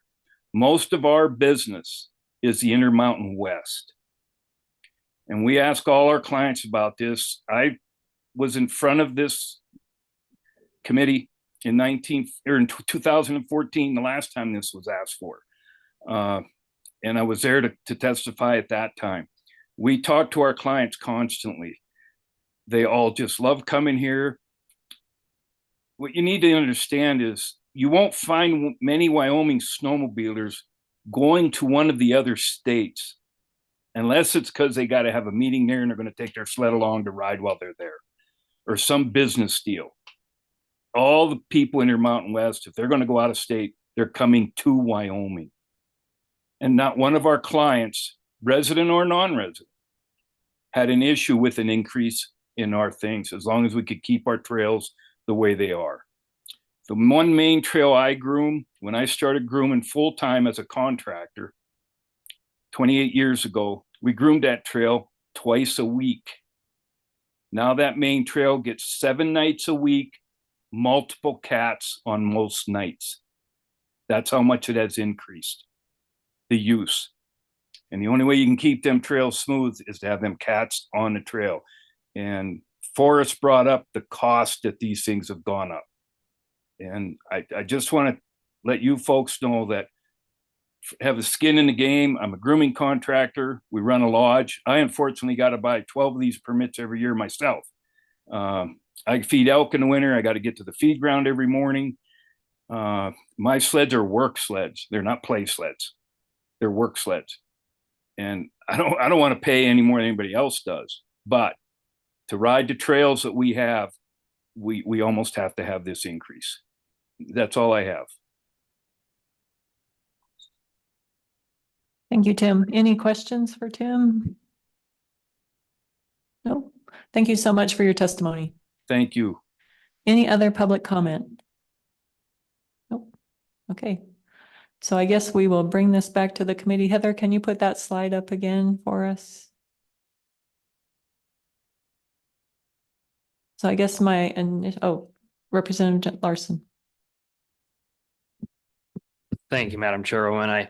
As you brought up earlier about the cap idea, I kind of like that. It kind of gives some flexibility to the department, and I mean, we can kind of talk numbers, but just throwing some ideas out there. I was thinking we could cap residents at 75, non-residents at 100, and commercial at 200 to give the department a flexibility if they do need to make an increase in the future. Any comments on that idea? Representative Evangelist. I'm going to disagree with my good colleague, but I mean, we definitely see that the use is increased and the fees do need to increase. But I think you guys coming and you guys were so well prepared. I love the data. You've done really well. And having that come back to the legislature to allow us to make that decision, I would be against the cap. I think we do need to increase them, but I think it's nice that you guys come, you bring us that data, and it really is convincing. So thanks so much. Other questions, comments? Let's just get a straw poll of the committee. How many people would like to have a cap, like an up to amount? Or so let's just say how many would like the up to amount? Okay, so that's not wildly popular. So let's look at the two options we have in front of us. One is to increase residents to $50, non-residents from $35 to $60, and commercial users from $105 to $150. For example one. Example two is leaving residents at $35, bringing non-residents to $70, and commercial once again up to from $105 to $150. So all those that like example one, if you want to raise your hands. All those, okay, all those that like example two. So I think that's the one that is most like, so put your hands down and and then did you? Yes, I Okay, just, so do we have an example three? yeah, Madam Chairman, Okay. I want to propose an example three. All right. You know, we've heard from, I think that the last gentleman on Zoom was a perfectly good example, and then all the wonderful data. And Mr. Jones, and I'd also lean on my Senate colleague, Stacey Jones, Senator Jones, a little bit on this too, if she wants to chime in. But I mean, a lot of us are in the field, a lot of us are talking to these folks. And I'm certain that some on this committee probably have never talked to any of these users. So I have yet to talk, and this is didn't think I'd go here, especially in an election year, but thinking about the resident use, which in certain areas is very large. I think you have to look at increasing some of that resident use a little bit. So for my example three, I would mimic example two, but I'd take that resident from 35 to 40. Talking to my neighbors who are out there 5-6 days a week, everyone has been agreeable to this. I'm not going to get into the world of the non-resident. I think that example two is great where it stands on the non-resident going from 35 to 70. But I just think, us as residents who use these trails frequently, multiple times a week and multiple times a season, multiple weeks a season, still need to cover our fair share. So that would be my example three. I don't know if there's a appetite on the committee, but I certainly think just a small increase on that residential in addition to those other two on example two is where my head's at right now. So just so I understand, you're proposing we take residents from 35 to 40, non-residents from 35 to 70, and commercial from 105 to 150. Representative Starr. Thank you, Madam Chair. I would suggest even amending that further to go from 35 to 50 for residential. That'll give us about $200,000 of cushion. And again, I don't think that's excessive. And I'd even propose a non-motorized fee as well, given if it's getting easier to get these. So, so you can apply online, something like $25. I don't think it'll raise a lot of money at this point in time, but that use, the use of non-motorized is increasing, and I think people are willing to pay that as well. So I'm going to ask maybe Chris and Forrest to come back up and maybe comment on the having a sticker for non-motorized. And have you researched that at all, or gotten an inclination of how people would feel about that? Chris? Madam Chair, we have not put any time into that. We are aware of people who have suggested that. It's been discussed in the past, but we haven't gotten into that. And I know that one thing that's come up in the past is, how do you designate that you have paid that fee if you're a non-motorized user? Because it's a little easier to slap it on a machine. But if you're a cross-country skier or a hiker, forehead, yeah, right. Something like that, that's something to think about for sure. But the concept has been discussed, but we haven't put a lot of time into it. Forrest, do you have anything to add on that? Forrest, nothing. Madam Chair, if I would offer just I really like where this conversation's going, but also for your consideration. Right now, our registration process and our user fee decal sales is extremely simple. So you can purchase these from the Maverick store. You can purchase them from dealerships. And our fear internally is if you put too much of a gap between the resident and the non-resident registrations, is there's going to be potential for those non-residents finding loopholes, because we do not have, vehicle ownership validation requirements. So in order to prove that ownership and prove residency versus non-resident, that might get overcomplicate the selling process of these registrations. And what potentially would happen there is then we'd have to, dump some more, instead of putting our revenue to the ground, we'd have to step up our administration side to validate the ownership of these vehicles as well. So as we've talked, we have example 3 and example 4 as well. So Representative Larson. Thank you, Madam Chairwoman. I like example 3 as amended with the $50 fee for residents, but maybe maybe we should consider a non-motorized fee in a separate bill. Maybe the department could come to us next meeting with more information that could help us in that decision-making process. And the reason why I say that is because I don't want to sacrifice this specific fee increase just because people are uncomfortable about a non-motorized option. So. Good point. Co-Chairman Schuler. Thank you, Madam Chair. Could you reiterate again what 3 is? Because I may have changed my vote here. Okay. Could you tell me? again? So number 3 is resident from 35 to 40, non-resident from 35 to 70, and commercial from 105 to 150. And then I have example 4, which is resident from 35 increased to 50, non-resident from 35 to 70, and then commercial from 105 to 150. Is that kind of right? Yeah. Okay. Just wanted to make sure. Okay, so we've kind of said we're not fond of example 1 and example 2. And now we have example 3 and example 4.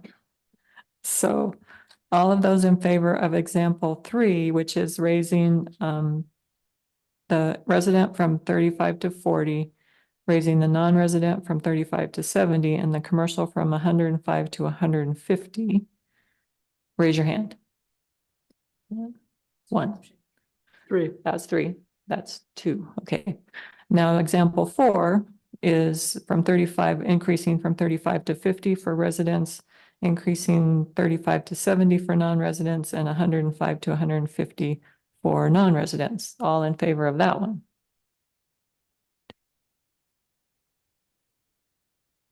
So we have a few people not voting. So those of you not voting. Okay. You like 1, you like 2. Madam Chairman, I, Okay, so, Can we go back and ask? sure. I may change my vote. I'm kind of like Representative So Burkhart. Representative Singh, Madam Chairman, is it too late to propose? we want number 5? Number 5? Let's do it. Okay, I'm gonna propose number 5. This would not include an increase for the residents.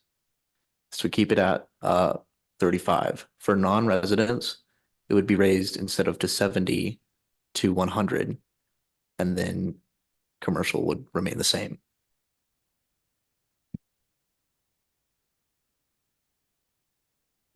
Okay, who likes that one? 1, okay. Chairman. Okay, this is going badly. If anyone can suggest how to do this better, I would appreciate it. Senator Baldwin. I'm not going to suggest a new option. What I'm going to suggest, Madam Chairman, is that this is simply to get the bill drafted. And then once that bill's drafted and we bring that back in July and talk about it, we're free to amend whatever we want to amend in there. If somebody wants to change an amount, we can change an amount, but we're grinding our wheels here a bit. And I think we need to just move it forward, and then we can do whatever amendment we want when we come back in July with when we got the bill in our hand and in front of us. Just my suggestion, but I like that suggestion. So who's in favor of a fee increase for snowmobile permits? Okay, good. We got that. So we're good with that. Maybe let's go with Back 1, 2, and 3. 1, 2, 3. 1, 2. Because I'm gonna change. Okay. I'm a Dawn. Don likes 1. I'm going back. Okay, let's do, because I'm the chairman and I get to pick today. Let's do example 4, which is the increase in residents from 35 to 50, non-residents 35 to 70, and commercial 105 to 150. And so we'll have that bill drafted. And then when we meet again in July, we can get in the weeds a little bit more on that. Does that sound good? So who's in favor of that? Okay, perfect. Done and done. Thank you so much. Thank you, Millers, for helping us out with that. And thank you to the online people if they are still online. We appreciate their help. Senator Brew vote. I don't know. He clicked off after that. He got tired. You got tired of us. Okay, moving on to law enforcement statutes. Director Glenn.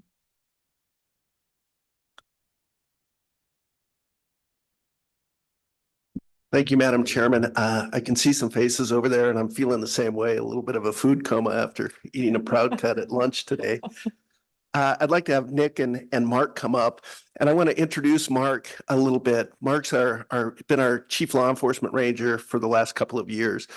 And since Mark has come on board, one of the reasons he was hired is he really focuses on the ranger first kind of concept. And what that means is we're not cops first, we're rangers first. So what he tries to promote is having his staff at the head of a campground, stop, park, get out and walk around and educate folks. And he's really pushed the concept of let's educate before we citate.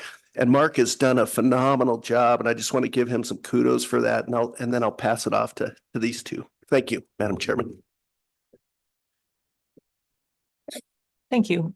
Welcome, Mark and Nick. So Mark, if you want to take over the conversation, or Nick, I don't know what you're planning. Madam Chairman, if it's okay, I'll kick us off Okay. and then kick it over to Mark.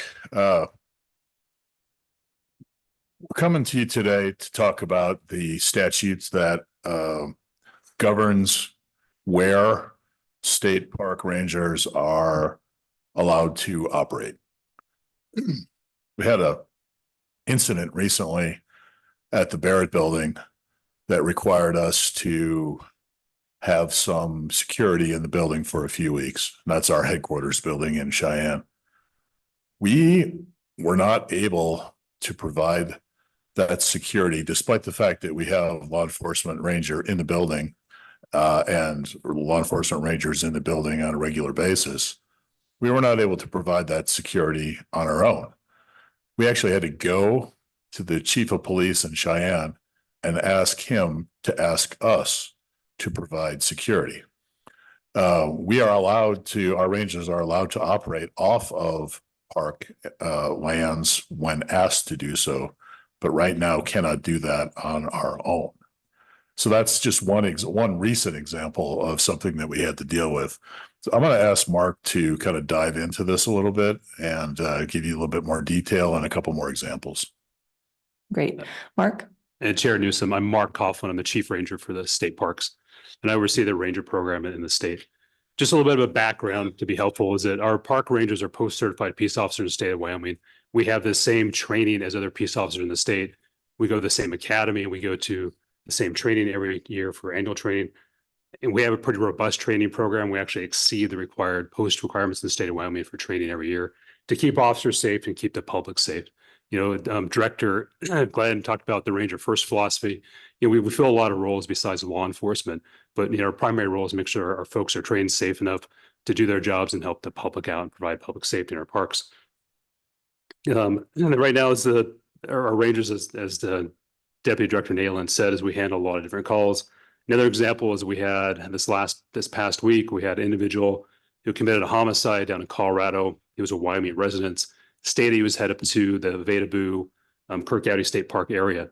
Our rangers obviously got involved just for the information. The individual did end up in that area, ended up about 200 yards outside of North Crow Reservoir, where he ultimately ended his life. And our rangers were a big part of that, keeping the public safe and keeping us safe.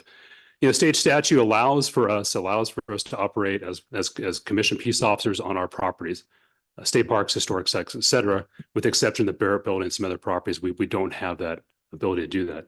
As you can imagine, our officers respond to the same calls as a normal police officer respond to: sex assault, suicides, domestic violence, alcohol and drug related problems. It's normal stuff you would see. If you can imagine, Glendale Reservoir or Kirk County State Park on a busy weekend is one of the largest population centers in the state.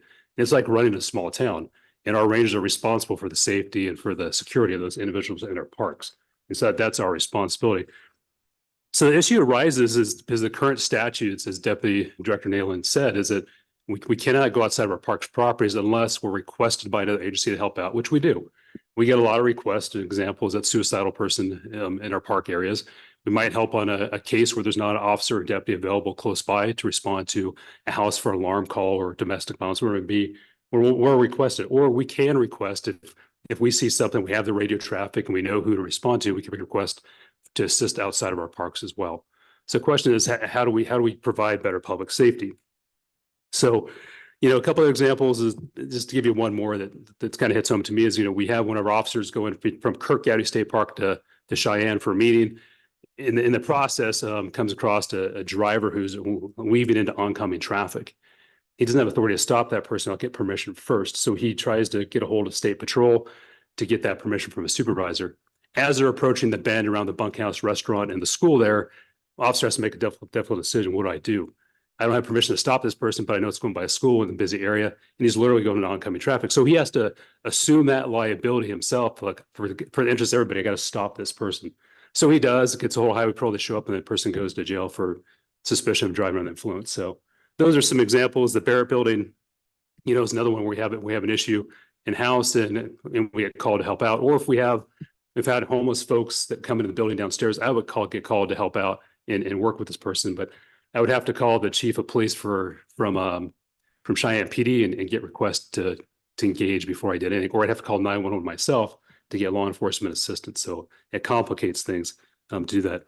You know, and I always think about my trip up here yesterday from Cheyenne, where as I'm passing Glendale Reservoir, there's a highway patrol officer who has someone stopped on the side of the road for a traffic violation. And I always think, hey, if that officer had that person out of the car for, you know, investigations for driving under the influence, or if they just were doing a vehicle search, I couldn't stop and help that person check on them unless I got permission from their supervisor first.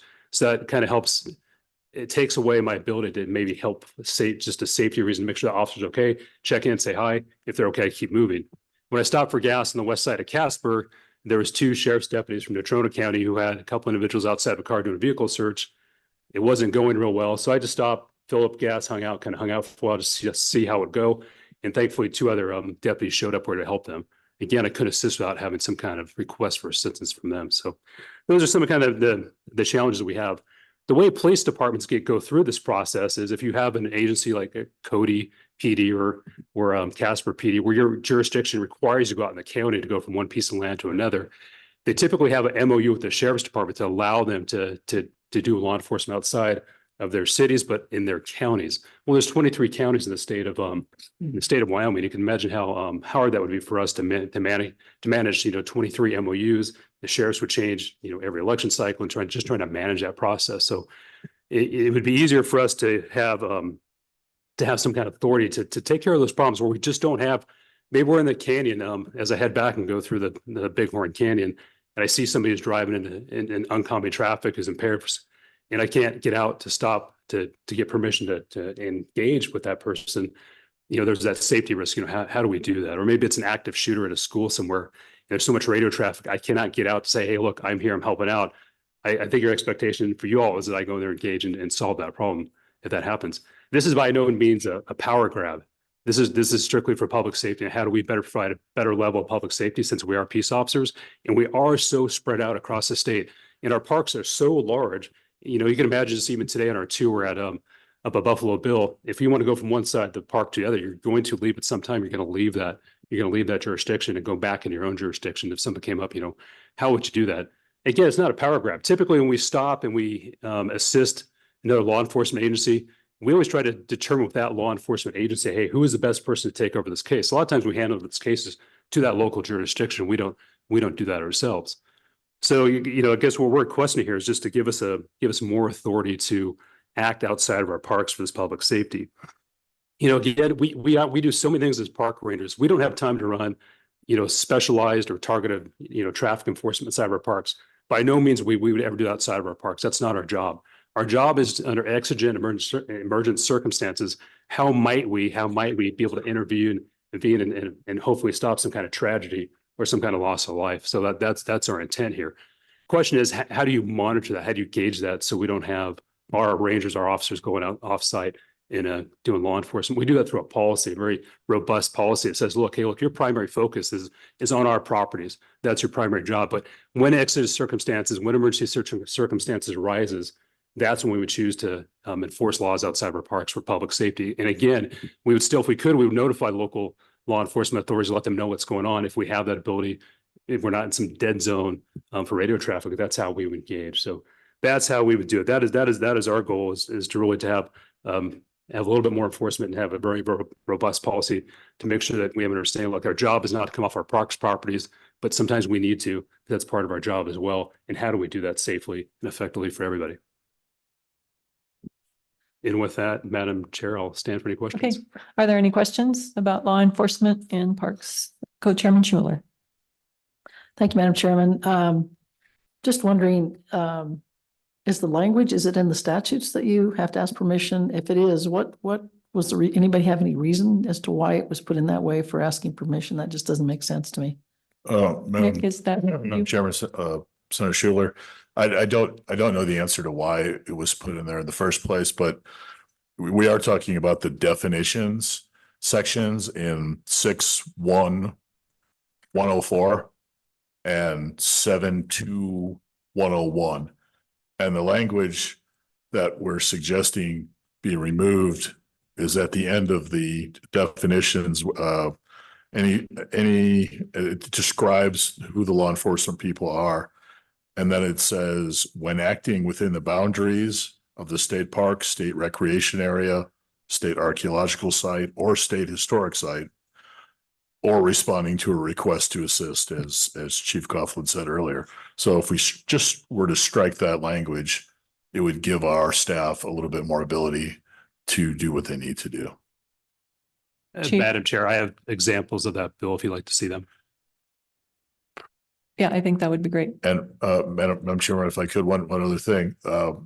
We asked Chief Coughlin to put together an internal policy document that we'd love to share with you as well. We could envision some of the questions about this request being, what are state park rangers going to all of a sudden start doing outside of parks that they don't do now? And that is not our intent. And so we put together an internal policy that very strictly limits when our folks can assist outside of these current boundaries. Okay. Do you want to hand those out? That would be great. Or Representative Larson. Thank you, Madam Chairwoman. And just as a comment to the committee, Representative Nemec did run this bill. It failed by 1 vote for introduction in the House. It was House Bill 179. So that pretty much does what we're trying to talk about here. Yeah, and the reason that we have this is because I told Representative Nemec that we would take this up, and the parks agreed that that was important for us to do. Representative Burkhart. Thank you, Madam Chairman, and more than a question, if I may just provide some background. Madam Chairman. Oh, yes, please. Thank you. So, Madam Chairman, a couple things over the years have come up. And if you notice in the draft, that's this document here, it refers to the state park rangers as law enforcement. They're the only ones in statute referred to under that title. Everything else is peace officer. And that, so we've, in effect, we being the legislature over the years have separated them out. And one change would be to eliminate the law enforcement title, bring them into peace officer title, I believe would help with that. Over the years, there's always been this question of, well, are the Rangers, and I mean no disrespect, are they really peace officers or not? And I believe they are. And we need to consider them that same way as we do all peace officers in this state. And that's the correct title, by the way, according to statute, is peace officer, not law enforcement or anything else. The title is peace officer. And I know that because I use the definition to extend some coverage in some other areas to other people in that profession years ago. So I would think we would want to do that and quit keeping them as a separate group. They go through post-training. They have all the capabilities, all the knowledge, and that in some ways, at times, I think their job is more dangerous than, say, the city peace officers. I mean, they're out remotely by themselves. They have no immediate backup. And I think we need to consider these things based both on history and versus what is the current practice. And we need to get rid of that, call it almost dual category. We had this discussion when we changed the retirement benefits for the park rangers. And we did some good things there and some other things. So I think that's one change we need to make, and then let the Department of Parks figure out what they want to do with MOUs with other peace officer organizations, other police forces in the state. In fact, they in effect have their own retirement plan, which again, we don't need another retirement plan for a limited number of participants. So those are some thoughts I have for the committee. Thank you for your indulgence. Absolutely. Any other comments? Representative Singh. Thank you, Madam Chairman. I remember voting against this bill as it came up in the last session. And so one of the questions that was bringing in my mind was, how are rangers differentiated from standard law enforcement when it comes to the markings of their vehicles? And what access do they have to lethal force as compared to other officers? Chief. Madam Chair, Representative Singh, we had the exact same markings, as you could tell from my uniform as an example. If you look at our vehicles, when I took over the program over 2 years ago, it was important that we had a good branding for our agency. So we understood when you saw a Wyoming State Park Ranger, you would understand that branding mechanism. We look like park rangers, but we're law enforcement rangers. If you look at our vehicles, they look like any other police vehicle with the overhead lights, the stripe on the side says law enforcement on it. It has our emblem on the side. So when people come across, and as you know, when you saw me today, I can tell people, look, when I meet people the first time, the first thing they do is they look down and see my firearm, my magazines, and all the stuff I have my belt. And so we have the same, so we have that same look. And it's intentional because we have the same job to do. So we have to have the same tools to do. One thing, if you were in my car, you might have saw my outer carry that had the rest of my tools to do my job. So it's very specific. And that's, we talked about that robust training program I talked about earlier. So make sure my folks have the proper amount of not only lethal weapons, which are pistols, rifles, shotguns, but make sure they have the right less lethal options as well for wildlife, for tasers, for pepper spray. So we can have that full capacity to our jobs. Like we talked about, we are peace officers, so we have to have that full tools and full abilities and training to do that. And to Representative Burkhart's point is, we're at remote locations, and I've been a park ranger for 29 years, and that's very important to me that we protect our folks and give them the training tools they need to operate in those situations. Thank you, Chief. Madam Chairman. Oh, Oops, sorry. Representative Singh, did you have a follow-up question? Yes, Madam Chairman. Thank you. Do the Rangers have access to Narcan is my question. Chief? So, Madam Chair, Representative Singh, yes, they do. And that's one thing that we didn't have. I was able to get Narcan on a grant, not only for our park rangers, but for our other field staff. And now it's set up and it's so available to everybody. They take a quick online training so they're certified. So all of our officers carry 2 sets of Narcan on them. One for themselves, most importantly, in case they come across an individual they're arresting that has some kind of residue on them, they go into some kind of a episode. And we also have a second one to administer to the public or other officers if they need it. Nick, did you have something? Thank you, Madam Chairman. And I wanted to say too, that our rangers face the same dangers that all law enforcement folks do around the state.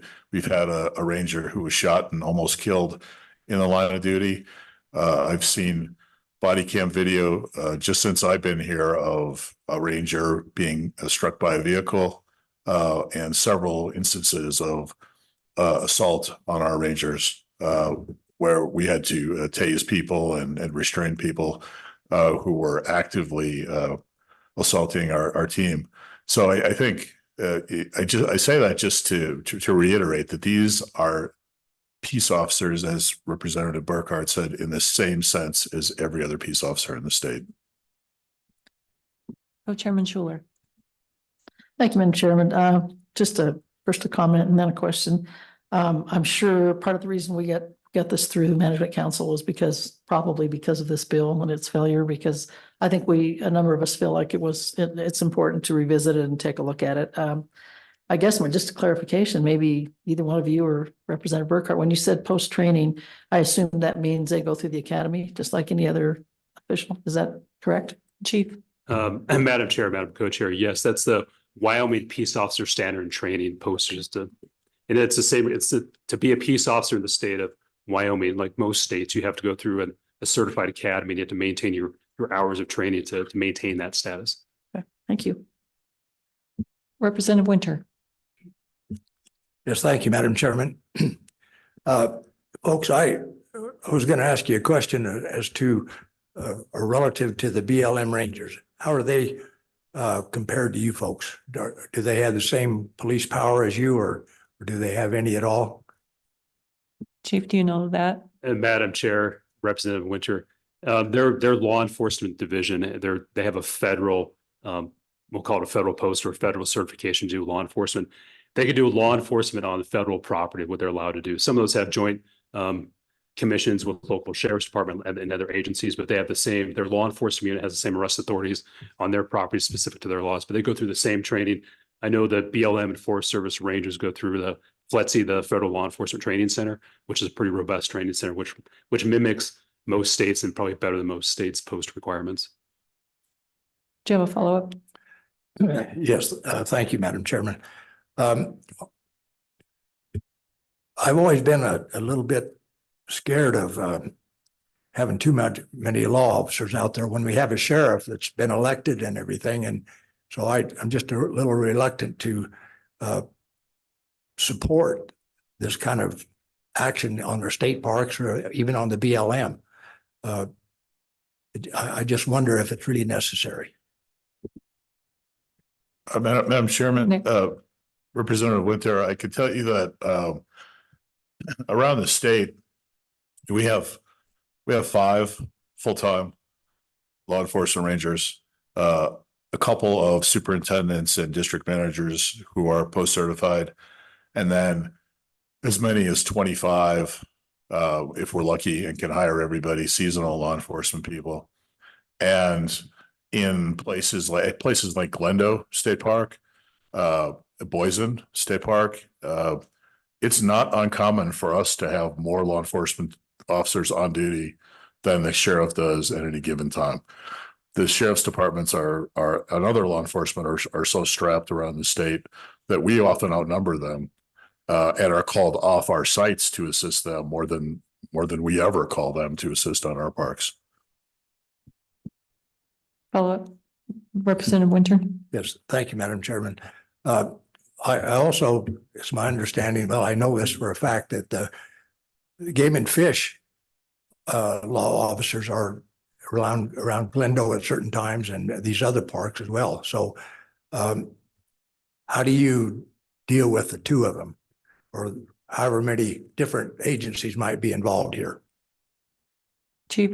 Madam Chair, Representative Winters, there's several times we've requested Game and Fish to assist us on boating rescues, and they simply don't have the staff, the capacity to respond because they're spread so thin as well. That overlap is very rare. It happens on the summer weekends when they have their boat patrol out there helping out. But by and large, when we have wildlife calls, we're the first to arrive. We kind of maintain the scene, gather information, and then we decide who takes the case. More often than not, it's always Game and Fish, but they're spread so thin as well. Sometimes when we request help, it might be an hour to 5 hours for them to show up, not to no fault of their own. They're so spread thin, they're short game wardens as well, like everybody else in the state. So we supplement them, I think, a lot more than they would supplement us in times of emergencies. Any other? No, good. Representative Burkhart. Thank you, Madam Chairman. If I could add some additional information to the question that Representative Winters asked. Absolutely. With the BLM law enforcement, they are federal law enforcement agents. They have memorandums of understanding with the counties in which they work, and it's a reciprocity on law enforcement out there. Because if they didn't do that, they would have to, especially in my portion of the state, have to deal with the checkerboard of private land, state land, federal land. So they have memorandums of understanding. And I think some people will remember here, I think it was a year or two ago, there was a movement to stop all of those MOUs just as a way to get back at the federal bureaucracy. I don't know if that's a good idea or not, but that's part of it. The game wardens are deputized usually in the counties in which they work. They can stop you for speeding or something if they see you bobbing and weaving and swerving. And at the parks on the big holidays in the summer, I know for a fact the game wardens are called out to assist and write tickets for things like drunk boating, public intoxication, public nudity, the whole gamut. And usually the game wardens have told me when they're done with that weekend duty, they want a week off. They said it's just terrible. They'd rather deal with the average person than what goes on at the state parks on the holidays. So I think there's a real opportunity here to frankly add an additional 5 to 10 more people to our peace officers in Wyoming that can handle those duties. Thank you. Wouldn't you agree? Madam Chairman, you indicated I could make a statement. Yes, I Thank you. did. I'm sorry. Any other comments or questions? Madam Chairman. Representative Singh. Thank you, Madam Chairman. Just one last question for whoever can answer it. How would this affect in any way other types of law enforcement's ability to exercise law enforcement on a state park. Chief? Madam Chair, Representative Singh, it would be through an MOU. The sheriff's departments now, we're in their counties, they help us out. They don't need authority to do that. If a police department, local PD, that we do not have any in our jurisdictions right now, besides perhaps Thermopolis PD, they can respond in our parks because it's part of their jurisdiction. We would write MOUs to make that happen. If we found that beneficial for both them and us, that's the way we would handle that. You good? Okay, any other continued explanation, or we'll go to public comment? None for me, ma'am. Okay, thank you. Is there any public comment?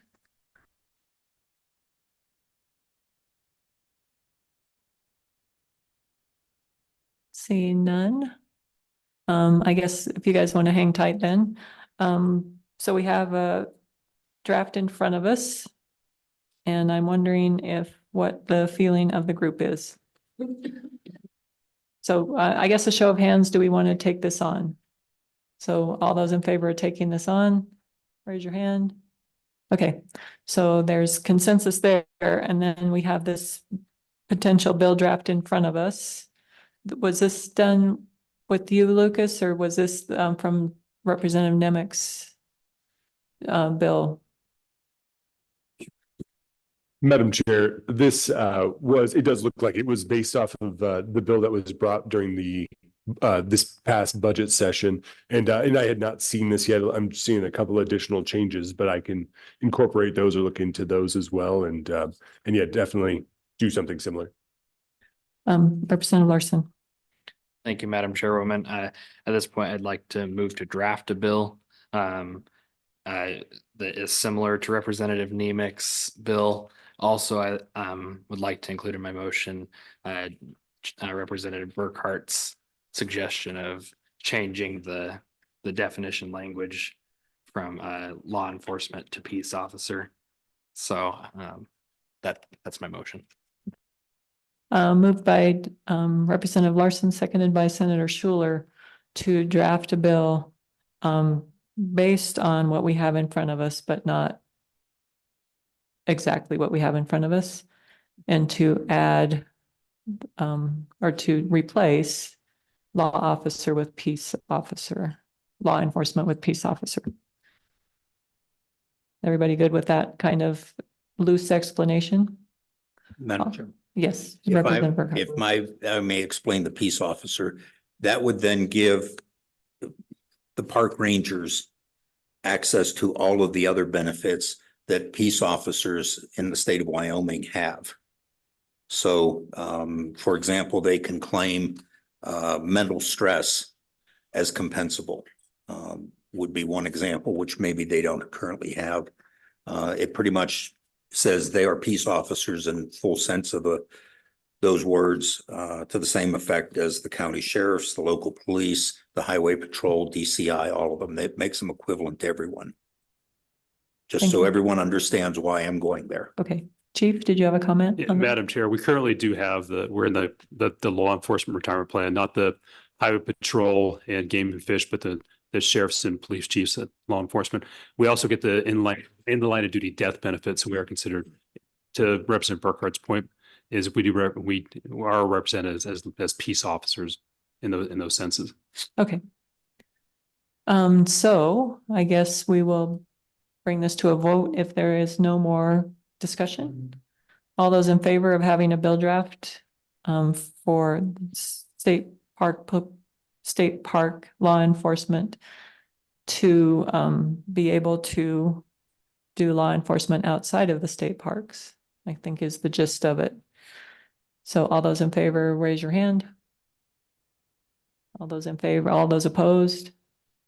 Okay, so that passes. So next meeting, Lucas, do you understand all what we're asking? Okay, perfect. Thank you. So now we will move on to our next thing on our agenda is the master plan process management for new parks. I guess Director Glenn will return. Thank you. Thank you both, Chief and Nick, for your testimony and guiding us through that.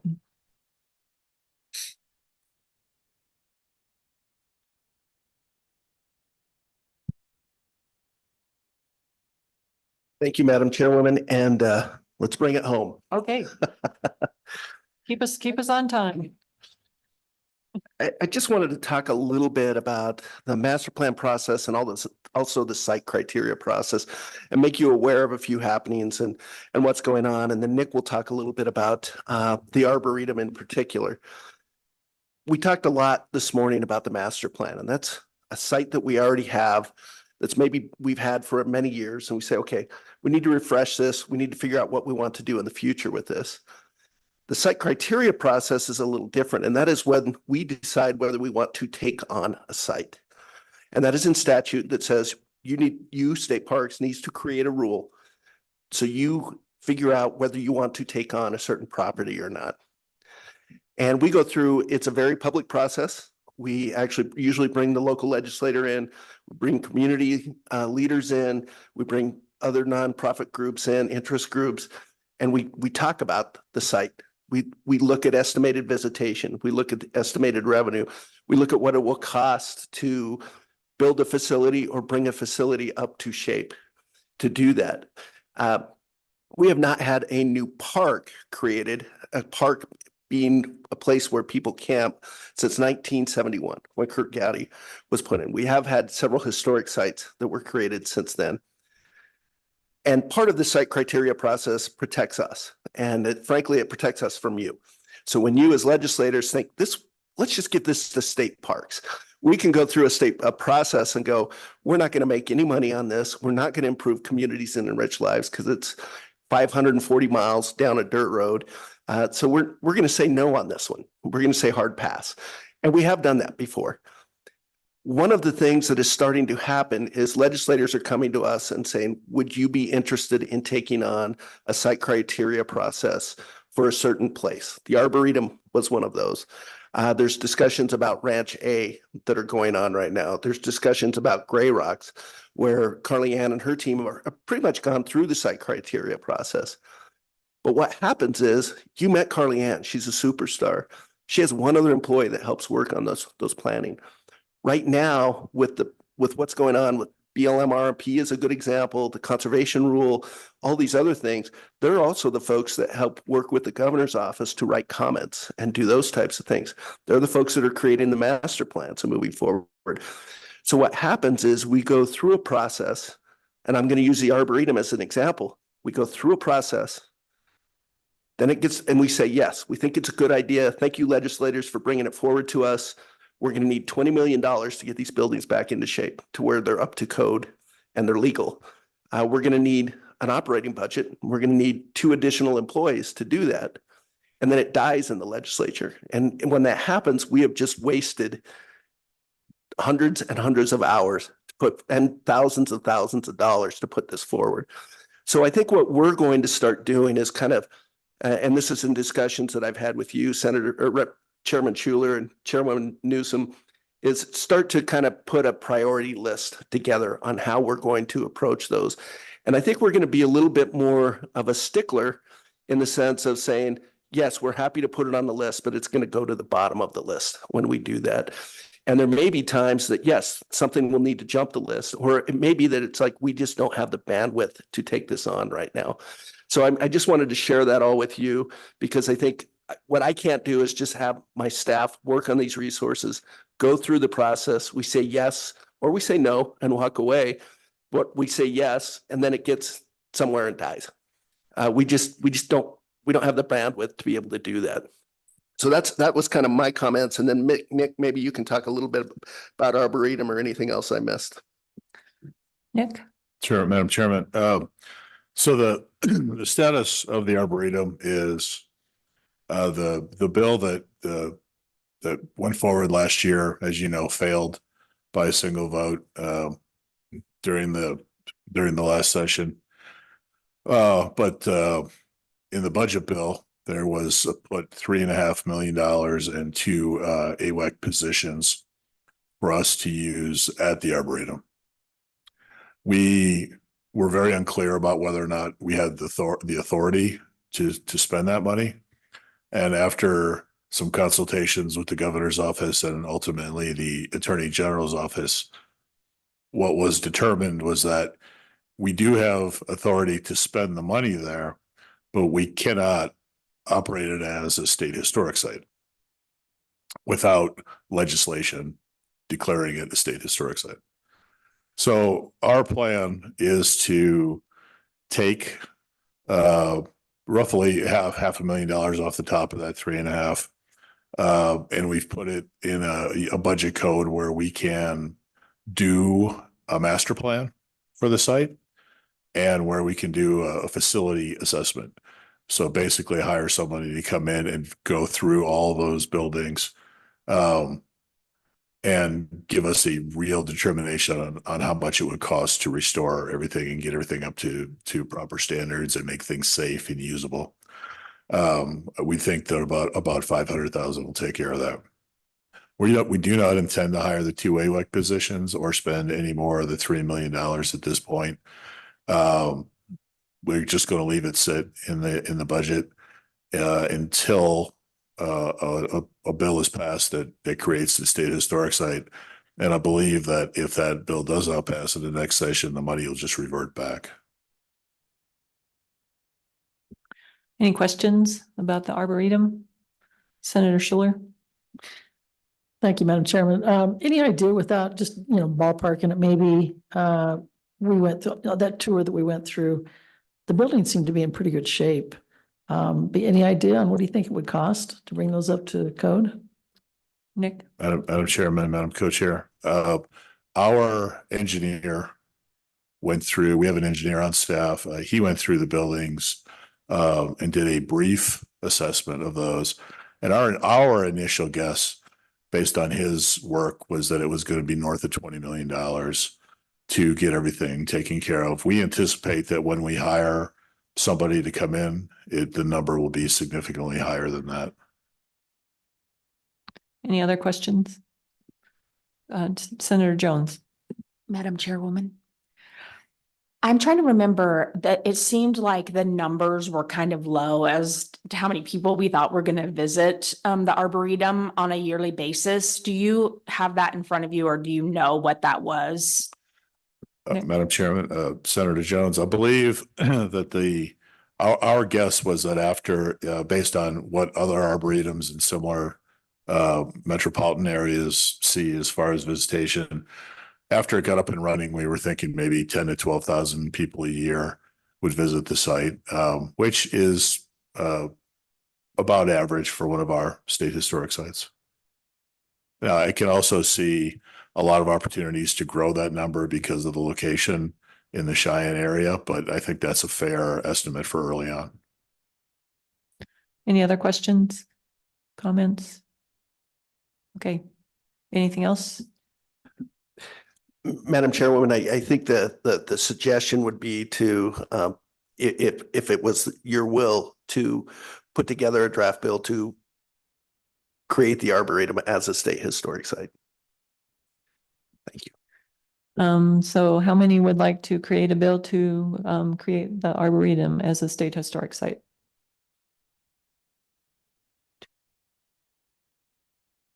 I guess there's not a lot of appetite at this point. And I guess I would ask the committee. Did I have two? Wait a minute. I forgot my two committee members online. So once again, if you would like to create the Arboretum bill, raise your hand. 1, 2, 3, 4, 6. Still, we're not there. So maybe we'll revisit this at some future point. I guess. And then the site criteria discussion, do we need to, there's no legislation attached to that, just, or is there? Madam Chairwoman, I don't believe so. I think it was more of an informative piece for you all as well. So that is all we have. And if there's any other questions, we're happy to answer them. And otherwise, we can get you on the road home a little bit earlier. Okay. Any other public comment about any other thing? Anything that we've talked about? Anybody want to comment? No, nobody online. I had one other thing about the Wolf subcommittee. I'd like to add Senator Guru to that. He's agreed to do that. And I would like to give the governor's office an opportunity to add someone should they choose. Madam Chairman, Yes.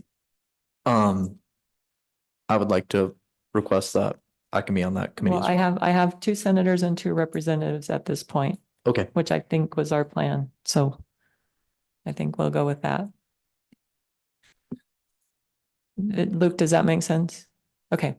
So any other things that we need to clear up with LSO directives? I don't believe so, Madam Chair. I think everything's been fairly clear and you guys have laid it out well, so should be good. Okay, great. Our next meeting, I have no idea, is sometime in July. Madam Chair, I believe it's July 9th and 10th in Casper. Okay, July 9th and 10th in Casper. So tune in for more fun and excitement. We are adjourned. Thank you so much to committee. I know it was been a long trek for many of you, but I appreciate